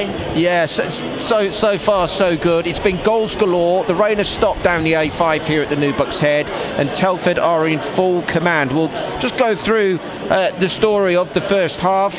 Ricardo Dinanga opened his account on his debut for the Bucks on 21 minutes. It was a perfectly timed run midway from the half. He burst his way through. We all thought he might have been offside, but the flag stayed down, and he calmly nutmegged the goalkeeper Lewis Shadwick to open the scoring. Remy Walker got the second on 35 minutes. He found himself with acres of space and shot past the goalkeeper from near to the penalty spot on that left side. No chance for Shadwick there. And then Montel Gibson, it was a super ball, high cross from the left side from Byron Moore, who found Montel Gibson again, who timed his run to, well, absolute perfection. He was almost on the byline when the ball came to him. He sprinted pointed to that byline, kept the ball in and just rolled the ball past the goalkeeper from the acutest of angles. Telford, well, they're on easy street, and Royston have offered very little. In fact, on my note paper, I don't have any chances whatsoever from the visitors. I'm sure that might change in the second half. Steve Castle, their manager, will be absolutely furious, but Telford will be delighted. And Kevin Wilkin, well, his new team, 8 debutants, as we mentioned earlier, they're doing really well here, Mary Kate. 3-0, and it's only half-time. When Kevin Wilkin went to bed last night, this must have been the first half that he must have dreamed of, getting off so well so early on, and that was such a problem for them last season, was goals, but it doesn't seem like it's been a problem so far today. No, they've looked very good. Defensively, they're playing a 3-5-2, and we thought they might have gone with a 4-4-2 today, but a 3-5-2, very similar to the lineup against Kidderminster in the friendly last Saturday. Orrin Pendley, Fraser Kerr and Stephen Jones. Stephen Jones, who's only 18, in that back three this afternoon. Miles as the right wing back, and Nathan Fox. They've been getting forward, and they've got lots of pace, and with the accuracy of Orrin Pendley finding the midfield, it's all connecting up quite nicely. Jordan Piggott's doing a good job. Remy Walker did go off as soon as he scored the goal. He sort of poked it past the goalkeeper and landed awkwardly, we think, and as a precaution Kevin Wilkin took him off. James McQuilkin came on. That was just after half an hour, and James McQuilkin, who's well, on his third spell here at AFC Telford United, he slotted into that midfield perfectly. But the front two of Montel Gibson, Mary Kate, and Ricardo Dinanga, well, they look the real deal, and they've both got a goal apiece, and well, if you add them all together, Telford are 3-0 up here. Telford 3, Royston 0. This has been a dream start for AFC Telford at the New Bucks Head, as they're 3-0 up then at half-time in their first game in the Southern Central since being relegated last season. A dream start for them, and you can hear the second half on DAB and online with Scott Harris and Dean Craven. Welcome back to the New Bucks Head, where we're waiting for the second half to get underway. The referee looks at his watch. We're just seconds away from restarting this game. Telford 3, Royston 0 on BBC Radio Shropshire. I'm Scott Harris, and alongside me Dean Craven. And Dean, that was a fabulous first half. Absolutely brilliant first half. They couldn't have asked for anything better. It's funny, as I went to the toilet then and I was having a cup of tea, that one of the Royston directors has come over and he was chatting. They get 300-400 fans at their home games, so he's not, you know, he's a little bit disappointed the way they've played at the moment, but he says come back and see me after when it's 4-3, and let's hope that doesn't happen. Underway then in this second half. Telford will be going from our right to left. Jordan Pigott is pushed down immediately after just 10 seconds, just a few yards from the edge of the D. Jordan Pigott, who's in that central area, almost as like a defensive midfielder, but he's been pulling the strings in the centre of the park with Byron Moore and James McQuilkin, who's come on for Remy Walker. We'll go through the team very quickly. Brandon Hall is in goal. Orrin Pendley, Fraser Kerr and Stephen Jones. Kerr the captain. Miles on the right side, Nathan Fox on the left in those wing-back positions. Montel Gibson and Ricardo Dinanga up front. It's going to be a free kick here. James McQuilkin is over it. Byron Moore doesn't look as if he's going to take this. It looks like it could be McQuilkin. There's a three-man wall. It is going to be McQuilkin. Up and over, and it takes a deflection just past the left post on this near side in front of the David Hutchinson stand. No, it could have gone anywhere, that one, Scott, couldn't it? But it was great work to get him. I thought he had a really good first half, actually, Pigott. I thought he run the show, pretty much broke everything up, got him playing again. It was a great little run there to get the free kick. Well, by trade, a centre-back, but Kevin Wilkin did experiment with him in the centre of the park last season. Byron Moore floats the corner in. Right corner! Oh, it's in! It's a goal! And I think it's Pendley with the header. Well, is that a goal? It looked like it hit the net to me, or did it go wide? I think it's gone wide. Well, bit excited there. That looked to me as if that went in. It went around the back of the post. Pendley It's getting a little bit overexcited there, aren't we? We've had a feast of goals in the first half. Pendley very, very close to adding a fourth of the afternoon. My eyes deceived me. Royston do look very dodgy though, Scott, don't they? When the ball comes to the bot, they look like they're panicking and sort of you're flapping at it. The keeper now has done a couple of dodgy sort of, I think, is he on loan, the keeper? Yeah, he didn't look confident. He's on loan from Cambridge United, League One club. He's only 20 years old, son of Luke Shadwick, who used to play for Manchester United. But he was at 6s and 7s there, didn't get anywhere near the ball. And I thought it was in, admittedly, but it wasn't. So false alarm. You can sit back down now if you're at home and you've leapt up because I've said goal. But it is still 3-0, so plenty of talking points. Royston have a free kick now over on the left side, midway into the Telford half. Bit of defending for Telford to do here. Kerr looks very well organised with Jones and Pendley. In comes the ball, it's cleared away. Quite a clearance from Jordan Piggott, who got back. Will be a Royston throw beyond halfway on this near side. Goes all the way back to their goalkeeper. Tell you what though, good pressure from Telford. Just had 3.5 minutes here, and well, I thought they'd scored a fourth, and James McQuilkin went close as well with that free kick. So plenty of time to add to the goal tally. Telford very comfortable here in the second half on BBC Sounds and listeners on DAB digital radio. Telford 3, Royston 0. I'm Scott Harris. Dean Craven, the former Telford midfielder, he knows what it's like to win promotion from this level, albeit it wasn't this division. And Dean, despite it looking to be quite easy, it is going to be a tough season. Yeah, I think it's one of those, isn't it? Royston are obviously not going to be one of the best teams in the league, but you've still got to beat them. You know, it's important that they go there now. I want Telford have just took their foot a little bit off the gas. They need to get the ball back, doing what they were doing. Let's get a fourth. Let's not start showboating. Let's make sure we finish them off. It's a Royston corner on the right side. It's an outswinger. It's cleared by Telford, who find Montel Gibson, who's got some pace on the right side. He's spotted Dinanga, who's made a super run, but just misses out. The back line of Royston, Greg Sandiford and McKay Townsend West haven't spotted any substitutes at half time. Just play spot the substitute for a moment. They're launching a few balls, aren't they? But Kerr is winning absolutely everything at the back. Commanding, and that's why Kevin Wilkin has brought him in. Lots of experience, signing from York City, as Royston try a shot from range, and it goes high over the crossbar. Telford will be happy with that. If they're shooting from 25, 30 yards, Telford will be quite happy for them to do that.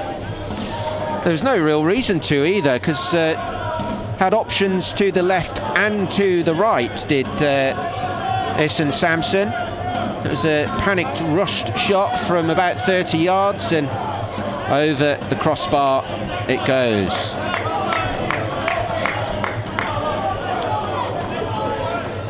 Where's the 12? Well, Dean thinks there has been a substitution. We'll get confirmation on that. It's been an action-packed second half. I think the number 12 has... No, he started. Oh, here comes Telford. Chance for Dinanga! Wide of the post, and Jordan Piggott has gone down. There were some afters there. The ball was played through to Dinanga. It was a good shot, good strike on goal, and now the crowd thought that went in this time, and I saw it go past the post. So it stays 3-0, but Jordan Piggott is in some discomfort here. He's taken a blow to the head. Right on the halfway line. We didn't see that because our eyes are on Dinanga. Have you figured out who the substitute is? Not yet. I was more watching Dinanga. I really like him. It's a great... You fancy him there. He set himself. He looked cool and played it wide. You'd fancy him to score there, no problem. It's unlucky. Great run, great bit of play. But he is an absolute... I really like him, Scott. He's a really good player, he looks. Well, just inches away from making it 4-0. I thought Pendley had made it 4-0 right at the start of this second half, but we're stuck on 3. The Telford fans won't care. And Dean's worked it out now. No substitutions at half-time for the visitors. We're as we were. They've got Shadwick in goal, Sandiford and Townsend West, and the 39-year-old Ronnie Henry in their back line. Florian Noble, Josh Caldercut-Stevens, Alfie Williams in the midfield with Eda Safu Ajayi and Kane Keller. Matt Bateman, who scored most of the goals, well, a third of all of the Royston goals last season. He's been very quiet with Samson Essen. Royston with another snapshot from range, just a few yards from the edge of the penalty area, but, well, that was sliced to the left and not troubling the new Telford goalkeeper, Brandon Hall.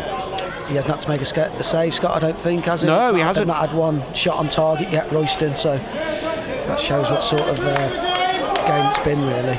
Yeah, it's been very quiet for Brandon Hall. Lots of new names if you're joining us at home.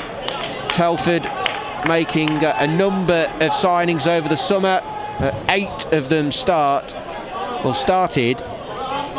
today, so lots of new faces, fresh names to learn. I've only made one mistake so far. I called Brandon Brad, so it's not too bad really so far. Jordan Piggott is back up and he looks okay. Pendley plays the ball over to the right channel from the halfway line. Comes in from Dinanga. Oh, well, that was a cross stroke shot and it only just went past the left-hand post there. I think that's sort of, he's tried to cross that. I think we've got to be running, sprinting to just try and get, that's a great ball that is.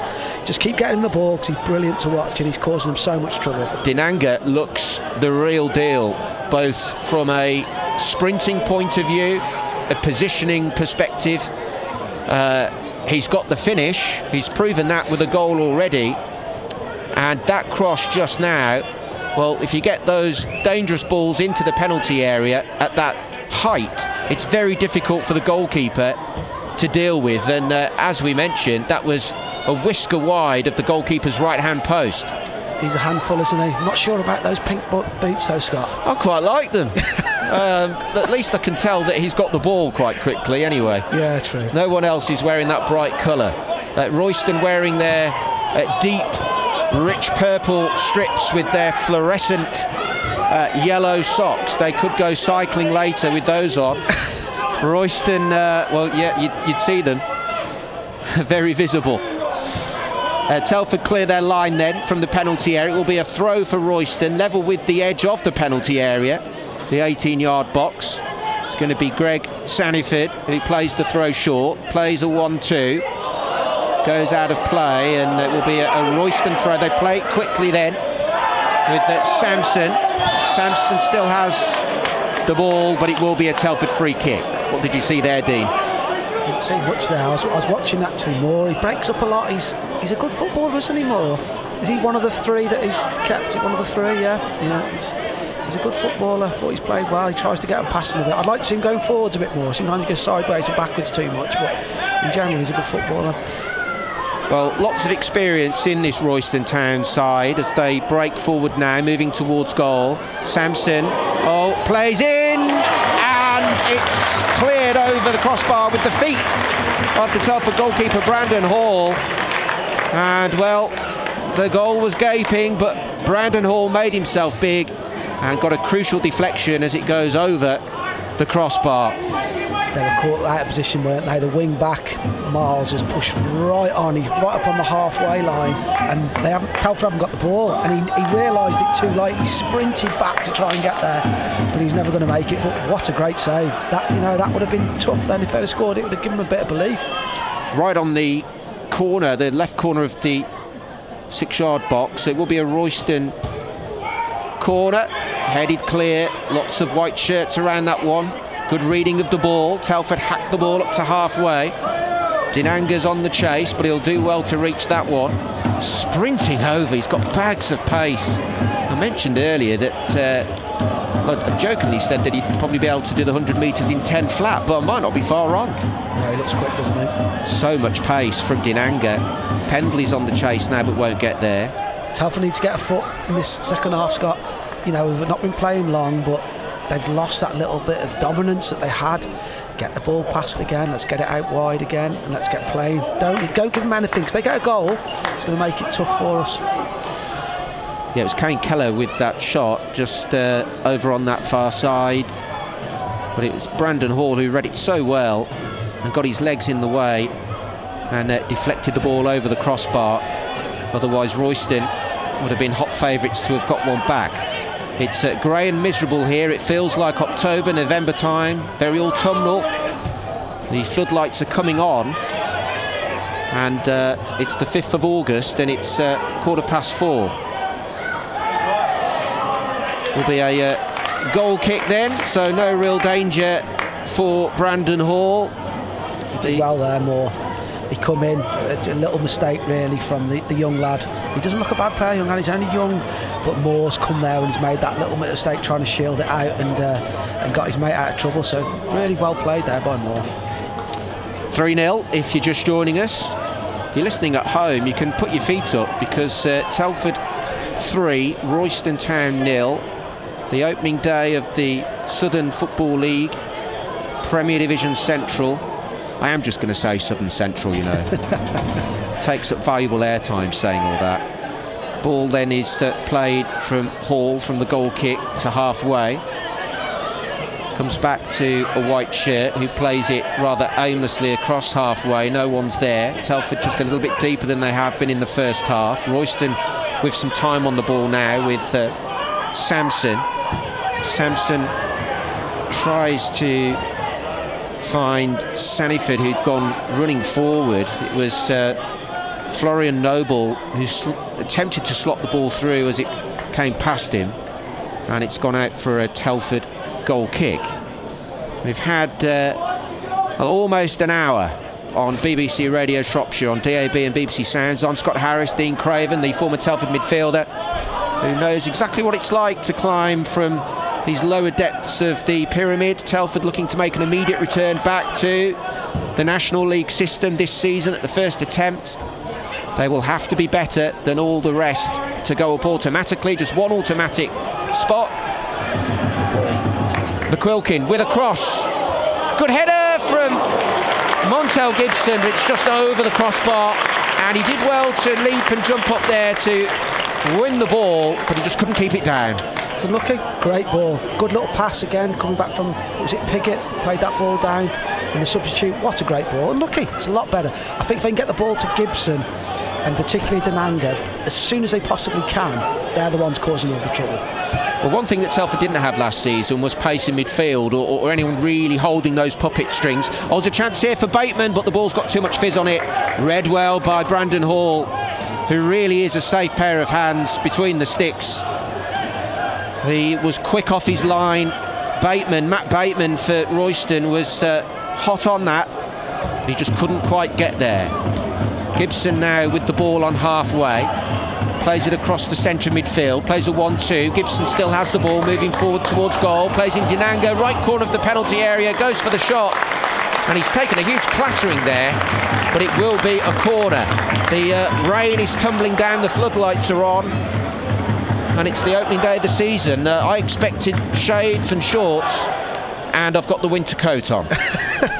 Yeah, you can always, usually you can set your watch to the first game of the season. It's usually boiling hot. You know, everyone's sort of going underneath the shelter to get out the sun because it's too warm, but the opposite today. Not today. Telford corner. It's high and floated to the edge of the 6-yard box. Comes back in from Byron Moore. Surely that's a foul on Moore. Comes back to Piggott, who will try to find a shot. Penley's got forward. It's like pinball around the edge of the D. Right corner of the penalty area now.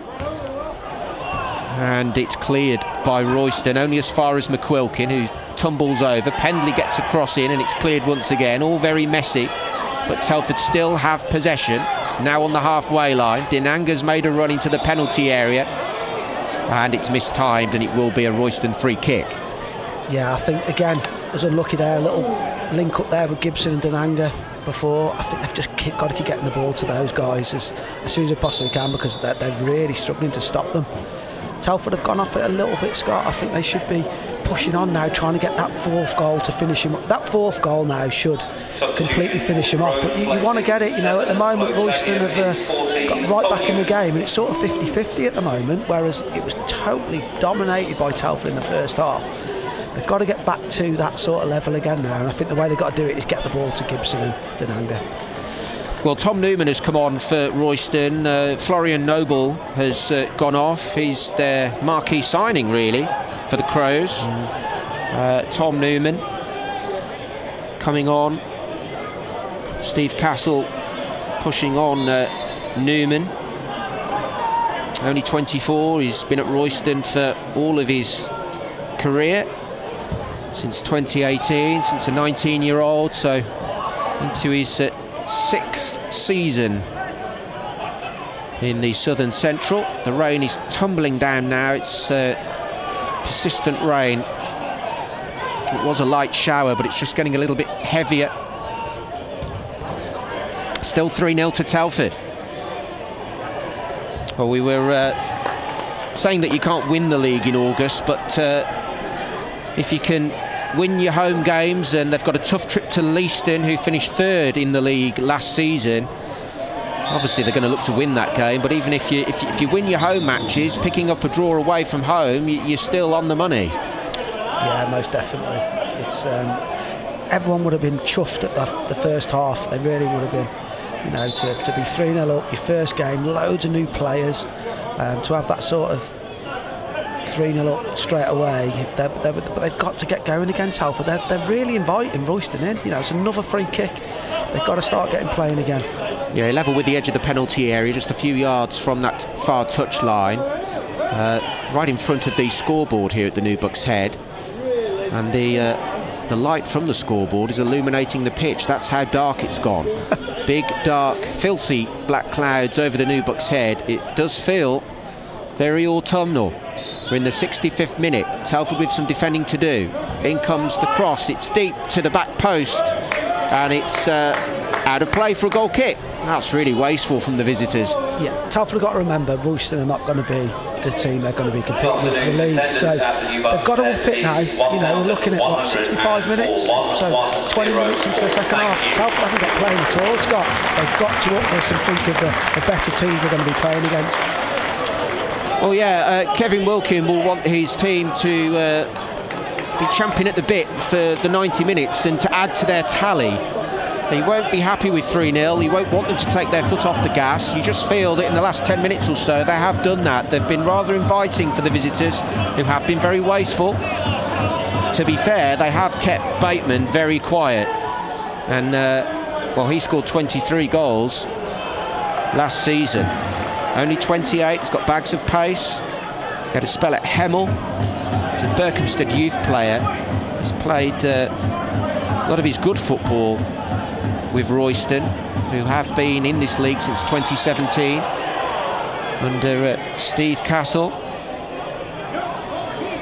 They won promotion to Step 4 in 2012 and to Step 3 in 2017. They finished in the top 10 for every season other than last, where they finished 13th. So mid-table side, judging on this performance, they might be struggling near the bottom.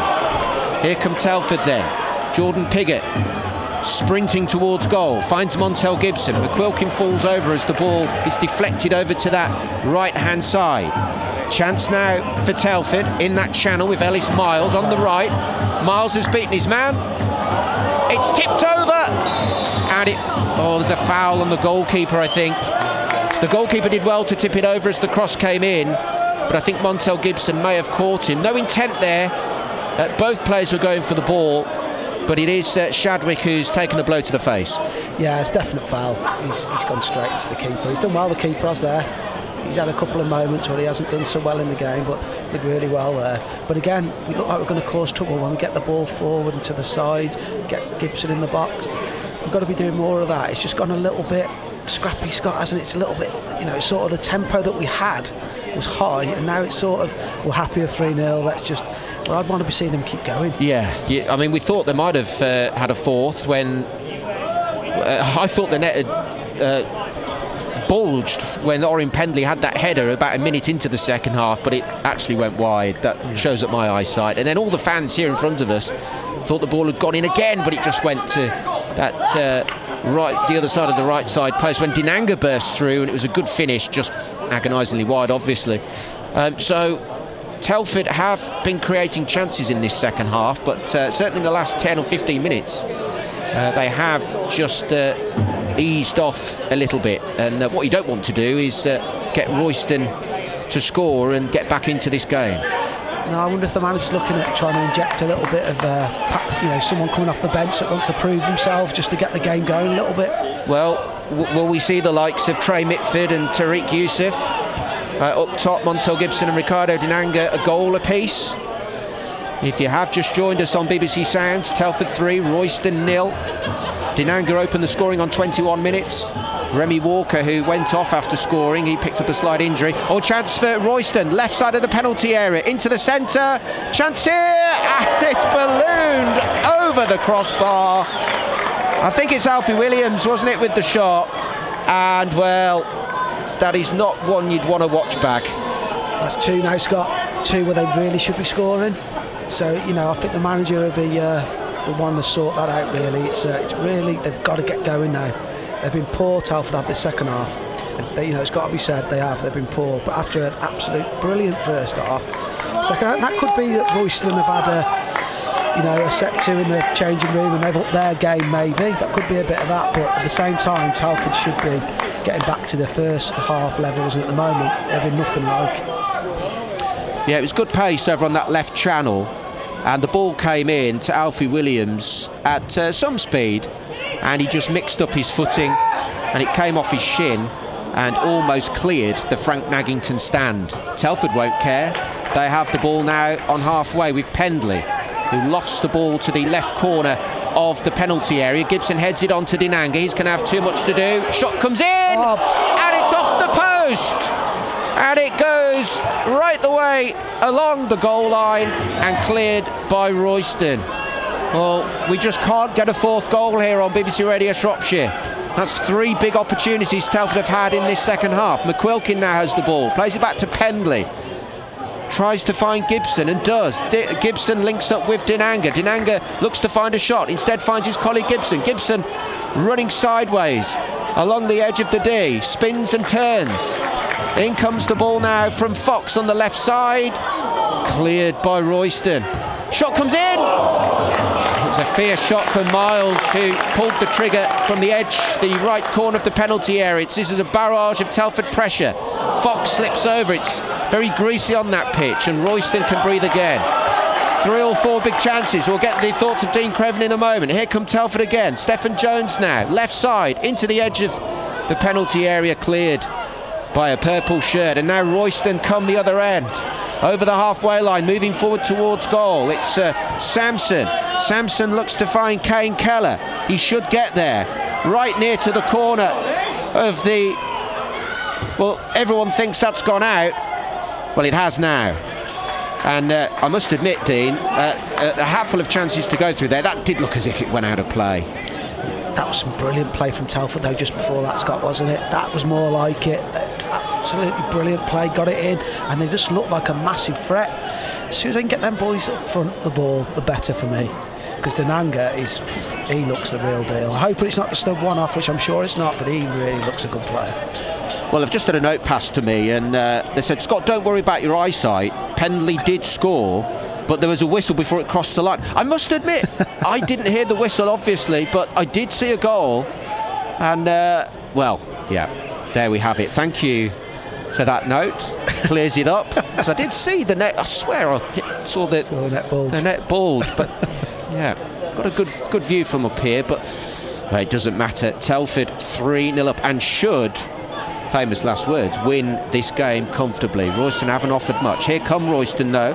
Oh, here's Bateman, left side of the penalty area. It was a tame shot.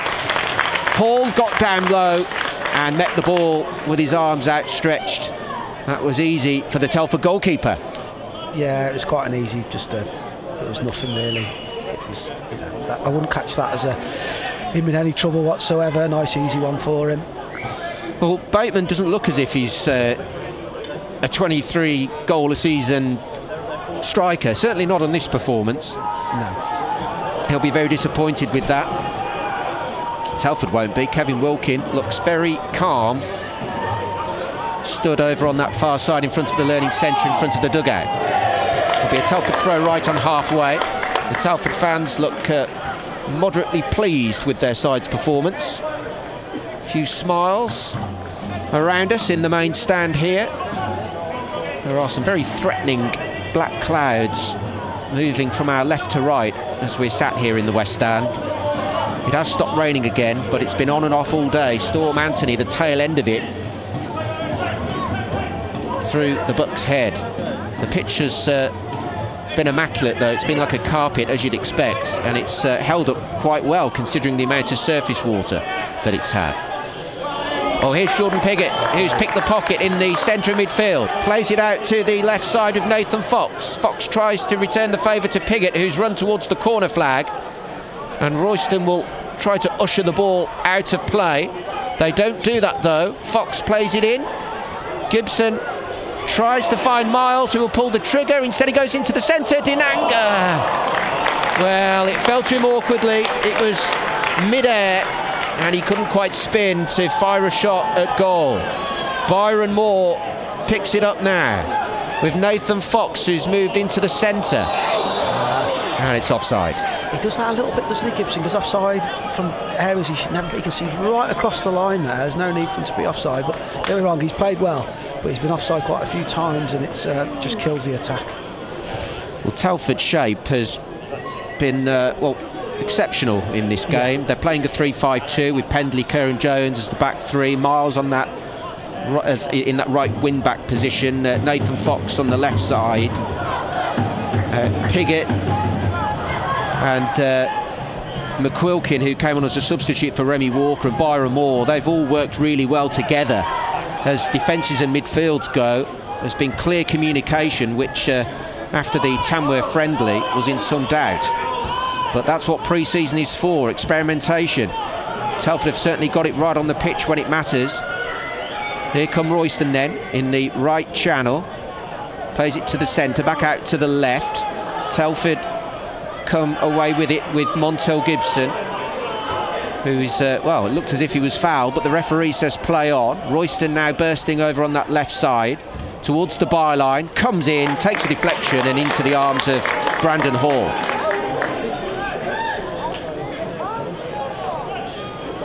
They seem quite relaxed at their Telford. They seem to, you know, I'd like to still see him. I know they want to calm it down and all that, but I'd like to see him go at him, keep going at him, because Royston look a little bit dodgy at the back. At the moment, they're just inviting him on a little bit. Well, Royston had the fourth worst away record last season, winning just 3 of their 21 games on the road. They have finished in the top 10, as we mentioned, every season since 2017, until last season when they finished in 13.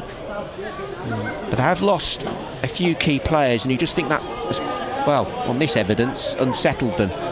The new players coming in have not quite had a full pre-season, just a couple of weeks.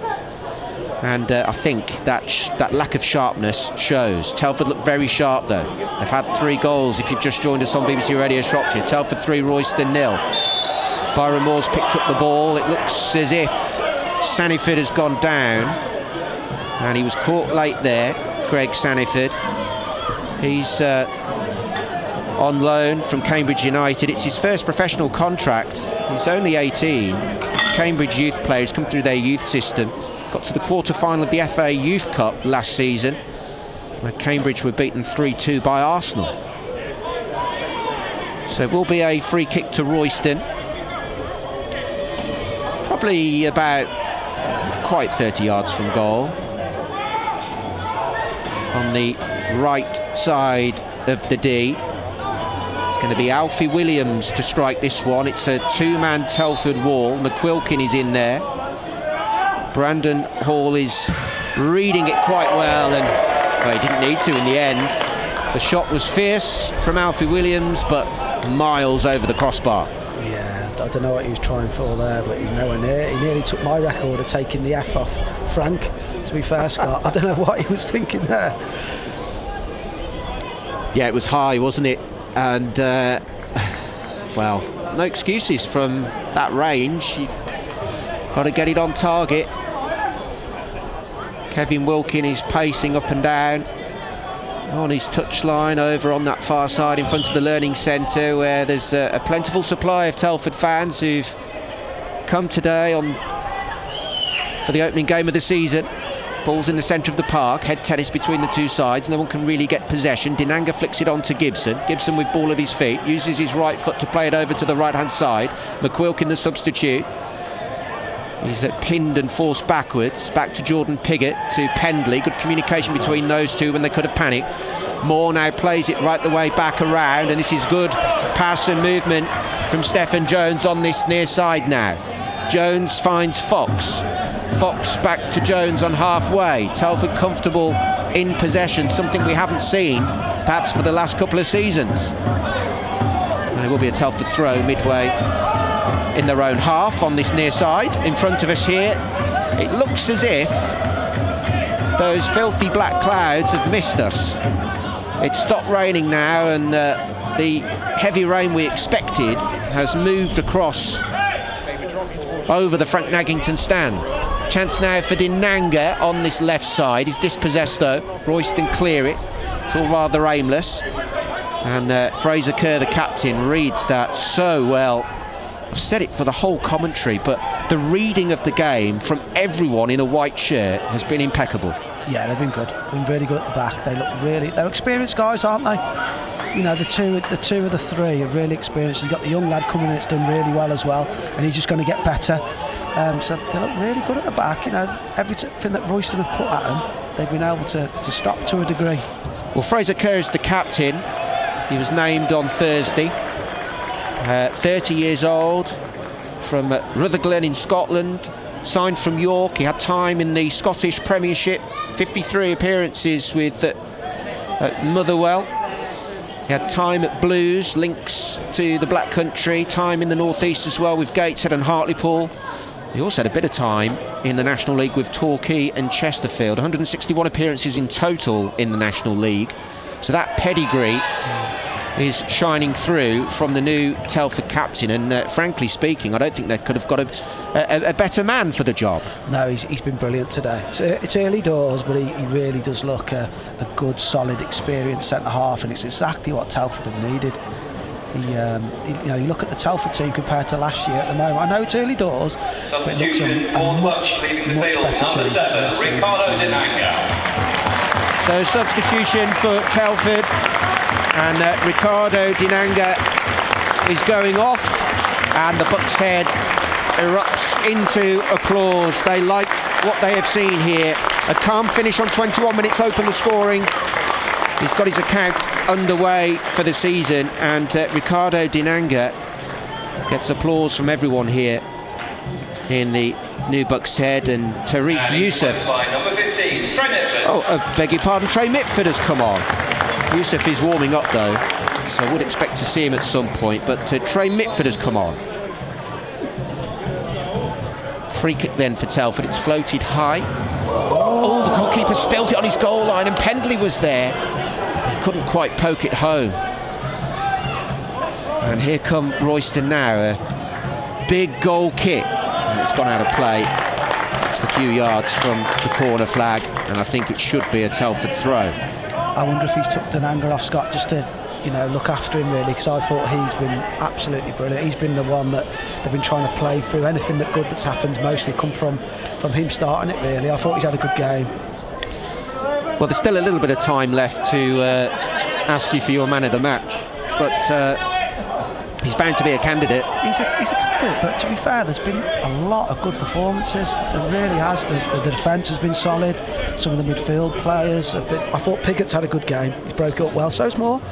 There's been probably, I'd say there's been some 7 or 8 really good performances for Telford, and there's no one that's played badly, don't get me wrong, but there's been 7 or 8 big performances, so it's a tough one for man of the match, to be honest. Yeah, everyone's played really well, and Telford are going to win this game. There's Well, less than 10 minutes to go plus stoppages. We're into the 82nd minute on BBC Radio Shropshire, on DAB and BBC Sounds. I'm Scott Harris, Dean Craven alongside me. It's been a pleasure to have your company, Dean, and a pleasure to watch Telford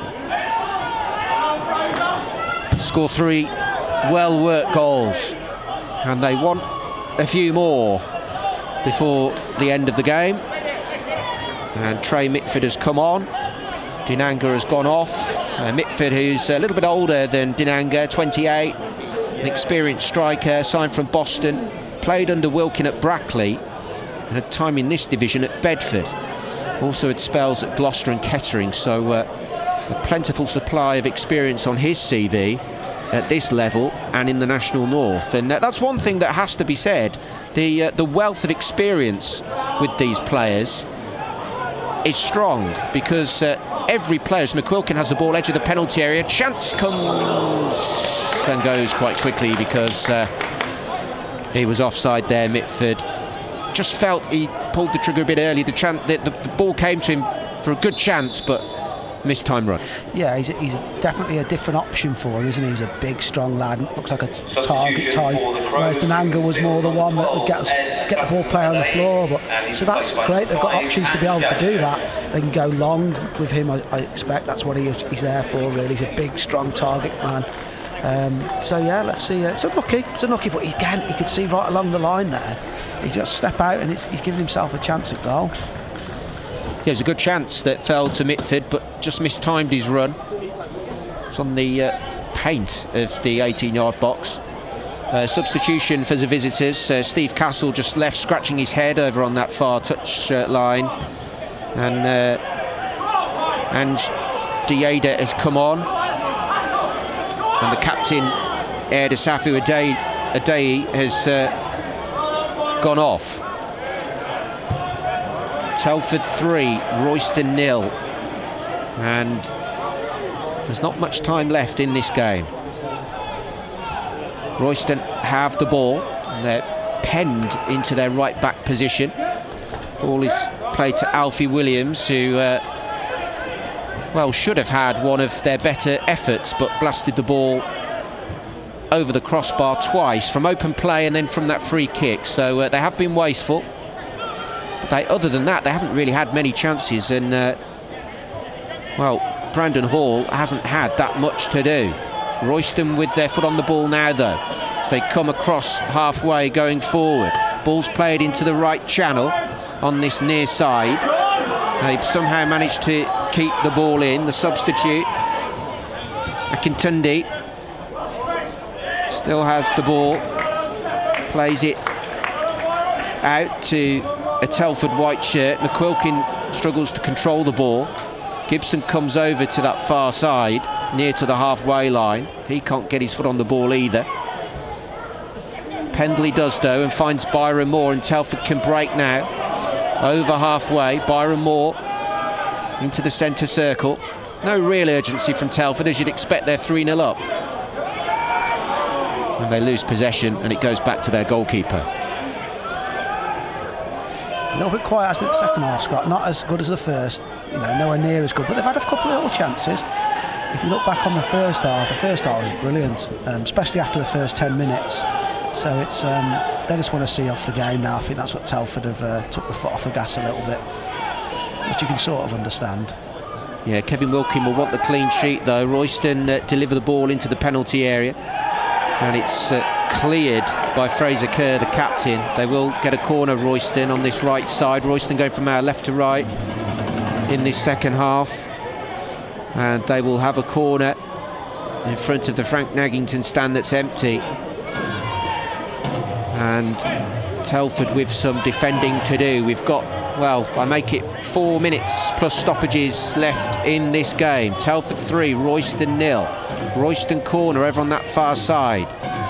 It's going to be arrowed into the back post, but it's straight into the arms of Brandon Hall. It's played it out quickly to Byron Moore now, who looks to find McQuilkin, and he doesn't get there and runs into the advertising boards on this near side. But a nice idea from the goalkeeper, played it quickly to Moore, but the pass just wasn't accurate enough. No, we'll know more, Will. That was a fairly easy pass for him, and he's kicked it out of play. But he's had a good game, Moore has. He has had a good game. Who would be your man of the match? Tough one. You always, they've had some good performances, haven't they? But you always go for the more romantic, the ones that have caused more trouble and going forward. But the captain for Telford's been brilliant. He really has. But I would go for Dinanga. I just wanted because he's just exciting to watch. And he scored at the right time as well, didn't he? Just just before the nerves started jangling, Dinanga was so calm with the placement under the goalkeeper. And I would have to agree with you. It has been a man of the match performance. Dean Craven alongside me, Scott Harris on BBC Radio Shropshire. Royston with, maybe just one decent chance left in them. They're over on that far side, and Montel Gibson does so well. He dispossesses them of the ball. Gibson on halfway, looks to try and play in Mitford. Mitford left side of the penalty area, and the ball just runs away from him, and it's cleared by Shadwick in goal. Might be doing them a disservice, Telford, really. It could be that Royston have actually stepped it up. They have been much better second half, Royston. I'm not sure if Telford have allowed them to be. It's a hard one to to judge at the moment, but they've definitely been better than they were first half, 'cause it looked like it was going to be 4 or 5-0, so your 3-0 could be the one, Scott. Well, yes, I forgot about that. I did predict 3-0, didn't I? So, let's start the season on good footing. Here's Samson. Well, the man of the match award has gone to Dinanga. Just over 1,000 people inside the New Bucks Head, a healthy crowd, 1,104, I believe it was. For this opening day fixture. Yeah, you'd expect more, Scott, but they've got to get believing again, the people of Telford. They want to see a winning team. If Telford can put a bit of a run together and they're sitting around the top, crowds will come and they can watch excite. They get what they did first half for a whole game. People will come and they'll come again, because it was great to watch. The first half was. I would agree with you, and I think people like to watch winning football, and if Telford are winning, they will come back to the New Bucks Head. Calm clearance from Kerr, the captain, finds Byron Moore, who's having his shirt pulled, and that will be a yellow card.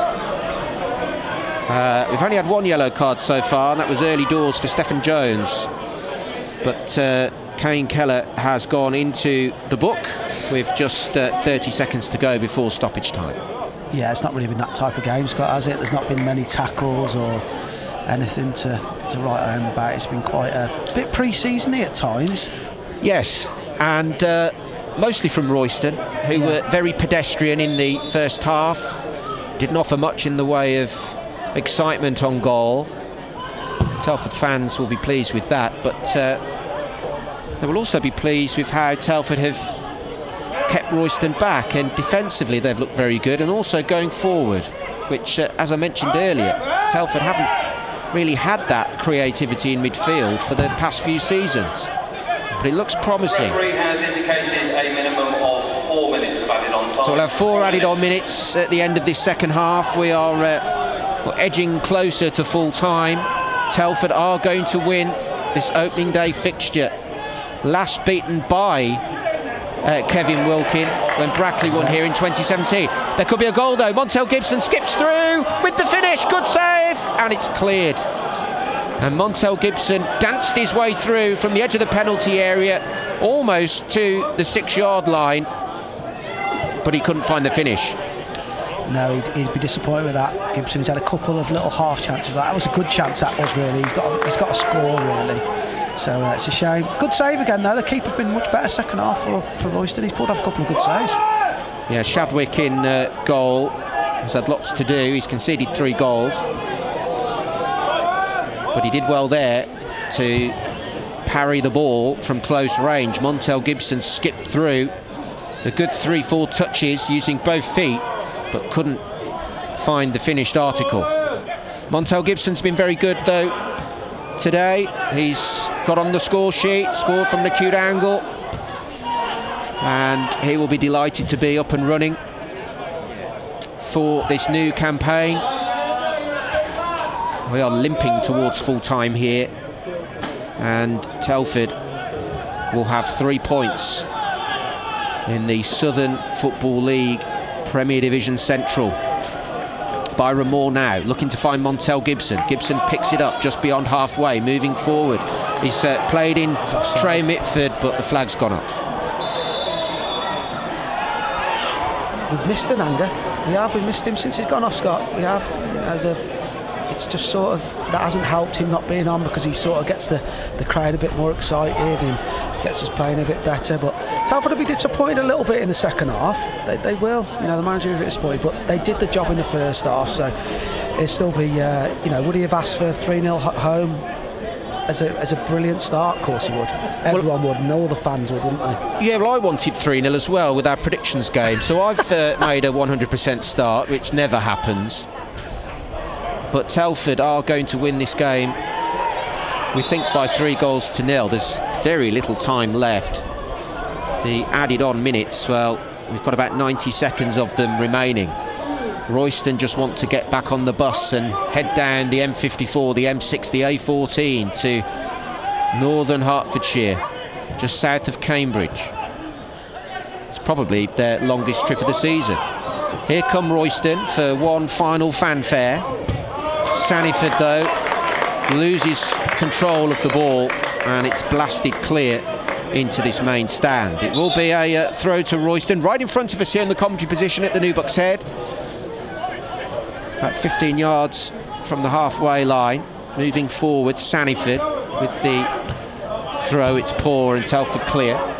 Mitford tries to get his head onto it, heads it back to McQuilkin in the centre of the park. McQuilkin spins, turns and finds Fox, who plays a delicious ball from left to right. Telford moving forward beyond halfway now towards goal. Lofted forward to the edge of the penalty area. Montel Gibson's probing and picks it up, but he was running with his back to goal. Picks up the ball though. Gibson over on that right channel, links up with Piggott. Piggott looking to get a cross in, but he's dispossessed, and Royston will come away with it. Josh Caldicott-Stevens plays it along his back line, finds Kane Keller, who tries to play it forward, and Royston are running out of options. They're running out of time to get on the score sheet today. BBC Radio Shropshire, the verdict to come with Mary Kate Wilden. Get in touch, 0808 196 96. Telford fans, we want to hear from you. What have you thought of this opening day win? Royston with one final swan song maybe. Kane Keller in the right side, links up with Saniford. Saniford and Keller play a 1-2. Level with the edge of the penalty area, just pushed backwards now Royston, who spin and turn. Right side into the penalty area. And there's a huge clattering between the two, but frankly it doesn't matter because the referee has called full time. We've had the 4 allocated minutes and it's been a very, very strong Telford performance this afternoon. Telford win. They've beaten Royston Town by 3-0. Let's get the thoughts of Dean Craven. It's job done, isn't it? I think the first half was absolutely brilliant. They really did well. He'll know they need to be better. The manager won't be disillusioned with that. They need to be better against in the second half against the better teams. But he couldn't have asked for a better start. Let's remember, there's 8 new players there that don't know each other, just coming into it. So they're just going to get better and better. But I think in the main, it's a great performance and it's a great 3 points and a great start. Does it matter that they perhaps were guilty of taking their foot off the gas towards the end when Dinanga went off? No. It's for the fans, they want to see more. Of course they do. They want to see him playing at the same level as they were first half. But at the same time, they've done the job. They wanted to keep the ball moving. Maybe they've sort of deflated him a little bit, that they knew that he just wanted to see the game off, really. You want to see him going for it all. Well, I do as a football fan. I want to see everyone going for it all game, all the time, keep attacking. But as players, they're probably thinking, we've done the job, don't get a silly injury. These sort of things might play, and I'm just thinking of what that might be, that sort of thing. And Royston did come out and have a bit more of a go, so fair play to Telford. It's the best I've seen him for a very, very long time, and they look solid as well. They did look solid. There's some real good performances there, and they are. I do believe they're just going to get better and better. Well, Telford go to Leiston away next Saturday before another away game at Redditch on Monday week. So the games are thick and fast at this time of the season, and when you're playing good football, well, you'd want to play every day. But they have made a very good start here, as Kevin Wilkin and his backroom team and the players are applauding the supporters who've come out in big numbers on this opening day. They're applauding their team. It's reciprocated by the players, who will be very pleased with their afternoon's work. The first game of the season has been chalked off with 3 points. Telford are up and running, and even though the league table means nothing at this time of the season, they will probably be near to the top of it with a 3-0 home win. It's nice that, Scott, the players have come and clap the fans. A real nice touch that is, because they know what they've been through, you know, for the last few years now, and to get a good start, it's a great start, that is. It really was so important to get it, and you talk about the next 2 fixtures, you expect 9 points, I'm expecting 9 points from that, and then if they can, you'll see a different crowd then. I think the next time we come back to the Bucks Head, if you're sort of sitting top, there'll be that bit of excitement, and there's no reason not to. They look really good at times today. Yeah. You know, if they can, that 30 minutes in the first half that they had, was absolute. They looked outstanding, and you're watching and think, God, they really look the real deal here. So if they can do that for the whole game, get them 9 points, get the first 9 points out of the 3 games, get the fans back, because you know that's a disappointing crowd. You know, that's the only, in fact, just over 1,000. This is a massive club. It's waiting to go. You know, but if they keep playing like they did today, a bit of exciting football, they'll get the crowds back. They really will. Well, if you build performances and points tallies and goals, they will come back to the new Bucks Head. That's almost certain. And well, back when you were playing, would have had gates of 2,000 plus. Yeah, plus it was, you know, at the time it took a little bit of time, but the place was jumping. For the 3, I'm just looking at the 3 seasons I was here, the 2 promotion years were amazing, and I'd love to go back actually and have a look at the crowds we had. They were huge. I remember them, they were huge. People go, you know, where have all these people been? It's because Telford is such a big town, and it's so progressive now. You see all the building and there's loads of work here, and they want to follow. You know, now's the time for them to do well, get people following from now, get it back up again, and they'll get huge crowds. You know, you look at just down the road at Shrewsbury, look at the size of the crowds. You know, Shrewsbury as a town's no bigger than Telford. Yep. You know, so they can get it back. They can definitely get it back. But people want to come to Telford and watch exciting football. People that are winning always gets the crowds back. And looking on today, it's a great start. I wonder if we're on the start of something. Well, let's hope so. Just a nice moment in front of us here. Some young Telford supporters have rushed down to Brandon Hall and Trey Mitford, and they've asked for selfies, and that the players are signing their programmes. These young Telford supporters are excited to be here and meet their heroes, and they hope and dream that Telford can have a strong season in the Southern League and make an instant return to that National League level that they crave. And as you mentioned, Dean, the size of the town and the area around this football club, you know, it's a similar size to towns in the northwest like Accrington and Burnley and Blackburn and Wigan, who have clubs playing at a much higher level, so on a arguably similar to smaller fan base. So there is lots of potential at this football club. The facilities, as we know, don't need to tell you, but the facilities here are first class, and well, with no disrespect to all of the opponents in this division, the facilities here are well, much better than some of the places that Telford will visit. It's a football league club. I say it loads of times, Scott. This is a football league club in the waiting. We just got to get going again, start again. I think the key to it is getting the kids along, and then they bring their parents and they have a good time. But the kids are only going to come if it's exciting football and winning football. And if they can get the parents there, then before you know it, you've got the grandparents, the neighbours. And one thing I'd love to see, and it's they've got to be good enough. I'd love to see some of the youth team or the reserve teams or get the odd one or two Telford lads coming into the first team, even if on the bench. It'd be lovely. It was nice to see the lad. I know he hasn't come through the youth team, Jones, but it was nice to see an 18-year-old come on, because you want to back him, you want to see him do better. It'd be great to see some homegrown ones come through. It'd be brilliant. BBC Radio Shropshire, it's 5 o'clock. We will be rejoining our colleagues down the A5 at the Crowd Meadow as soon as we can. And I think it's still goalless in that League One encounter between Shrewsbury and Cheltenham, but of course they're playing this new rule now with added on time, so it could be a few minutes yet before we hand over to Mary Kate for the verdict. Get in touch though, 0808 100 96 96, 81333, start your message with the word Shrop. Speak to Mary Kate on the air between now and 6 o'clock. Just to review the first half.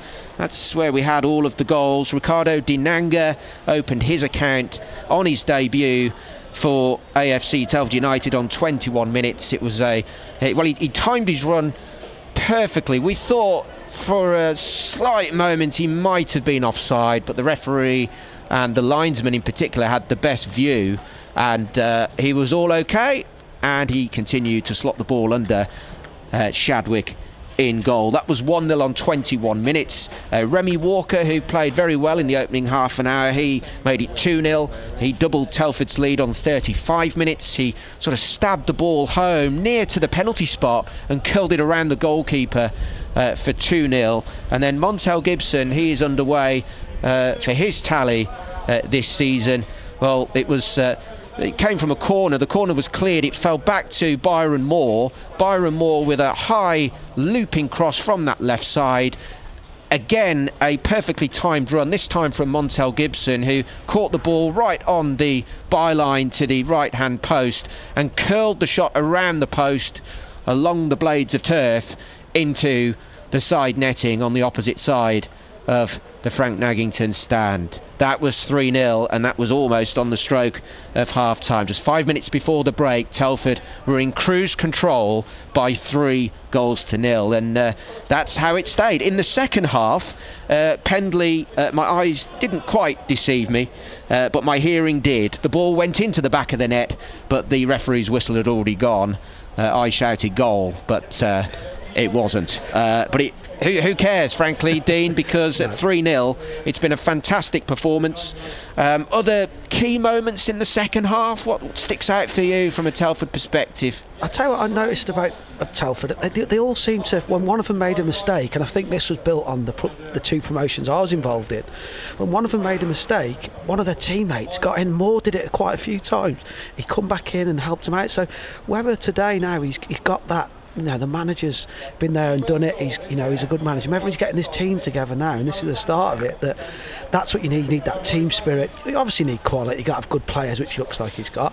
But he's also got the team spirit. And I thought that lacked a little bit last season. It was almost individuals, whereas today they look very good as a collective. I thought it was little things like that, stuff that people maybe not look at. I just started looking and going, they always helped each other out, did a lot of running around, tried to get the ball back fast. It looks good. I'm really, really excited about it, but it's just important now. I'd like to see him get these 9 points from 9 in the next 3 games to get that spark, get the fans back, and let's see if we can get another promotion, because it was fantastic. I'll never forget them days of them promotions here. One was away, but one was here, and I remember everyone on the pitch. They're just fantastic days that you never forget, so it'd be lovely to see them back here again. Well, we will be joining Mary Kate Wilden for the verdicts as soon as we can. They are still playing down the A5 at the Crowd Meadow. On social media, Sean says excellent win for Telford. Gibson, Dinanga, Ellis were all excellent. Gareth said it sounded as though we created a number of good shooting opportunities in the second half, even if they didn't quite hit the target. And Gareth says that I'm sure Kevin Wilkins learned a lot today from the opposition, and plenty of food for thought to take into the games to come. They've got a big game against Nuneaton in a fortnight, which I'm sure will be rocking here. Nuneaton will bring a bus full and more. Then they've got Hales Owen here on Bank Holiday Monday, and they've got trips to Barwell on that Bank Holiday weekend on the Saturday. And as we mentioned before, they go to Leiston, who finished 3rd in the league last season. So next Saturday will be a stiff test for Kevin Wilkin, but plenty of confidence after this 3-0 win today. So Telford 3, Royston 0. Dean Craven is still alongside me. Fitness was a big issue, wasn't it, when Kevin came in last season? It took a while for him to get that sorted from the previous regime.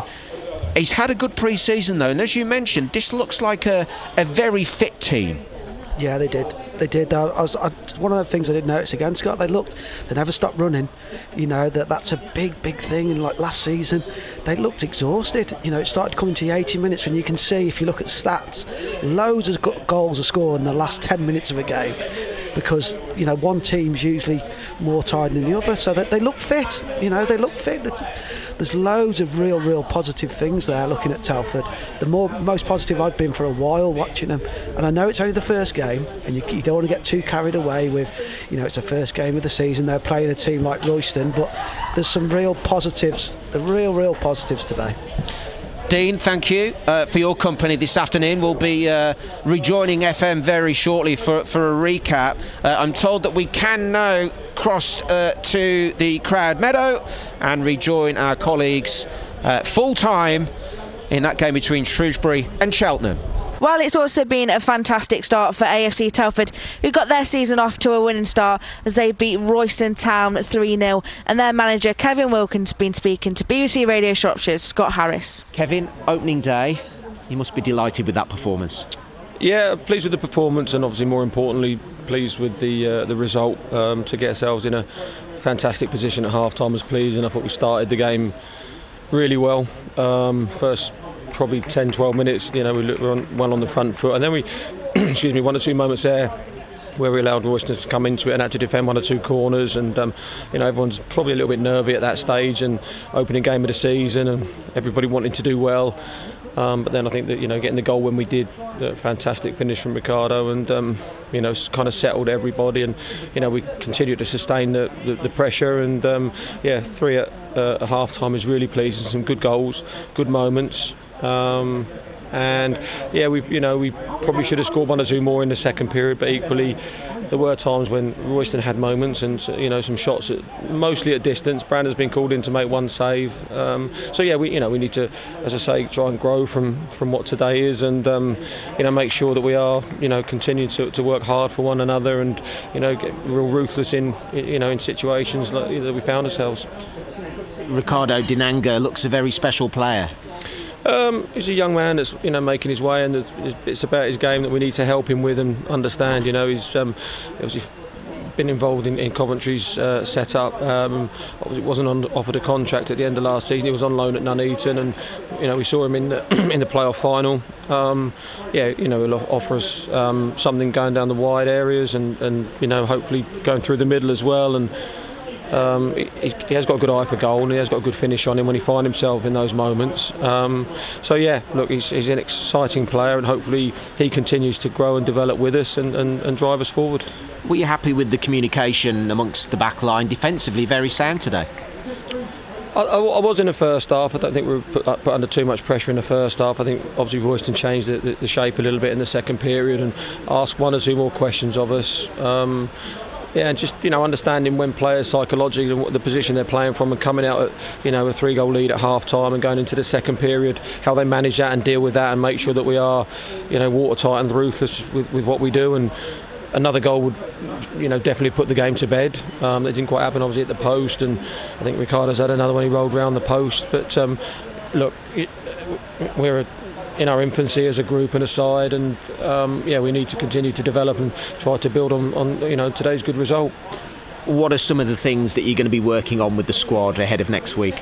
I just think, you know, certain areas where you know, we're stepping in, and some of the, you know, the centre halves are stepping in with the ball and being a point of attack, where, you know, we don't want to flatten out in front of them. You know, players understand it, they need to come to the ball, drop into pockets to create moments and opportunity behind the defenders. So just looking at that and emphasising that, we'll be able to look at the footage and you know, again, trying to make players understand how to make the best use of themselves and how to make strong, responsible decisions in crucial moments, and trying to grow that so that they are, assured when they come out and are perhaps put under more pressure in other games. Jordan Piggott playing in that central midfield role, you experimented with that last season, and it seems to be quite a very suitable place for him to play on the pitch. Yeah, he's very competitive, Jordan. He's had some good game for us, and as discussed with Jordan, where's his best position. He doesn't know where it is, and I think that's what he needs to do now, is establish himself in a position and really nail it down, and understand that's what he's generally the position he's going to make his own. He'll provide cover certainly across the back line. He was really effective in midfield today, as he was last Saturday against Kidderminster. So because he's versatile, I guess managers previous to me and people that he's worked for put him in here and put him in there, and probably hasn't helped his progression within his career, that he hasn't nailed down a position and made it his own yet. You've had a very busy summer. Your mobile phone on charge twice a day, chasing targets surely.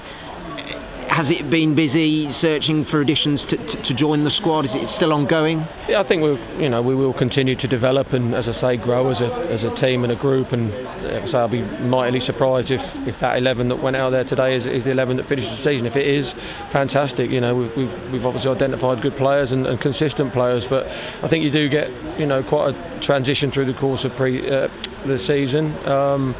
Good players become available. I need to being on to the chairman and the directors like to try and make funds available so that we can continue to get these good players on board. We've been frustrated through pre-season that a lot of the targets that we'd identified perhaps wanted to stay at step 2 and play at that level.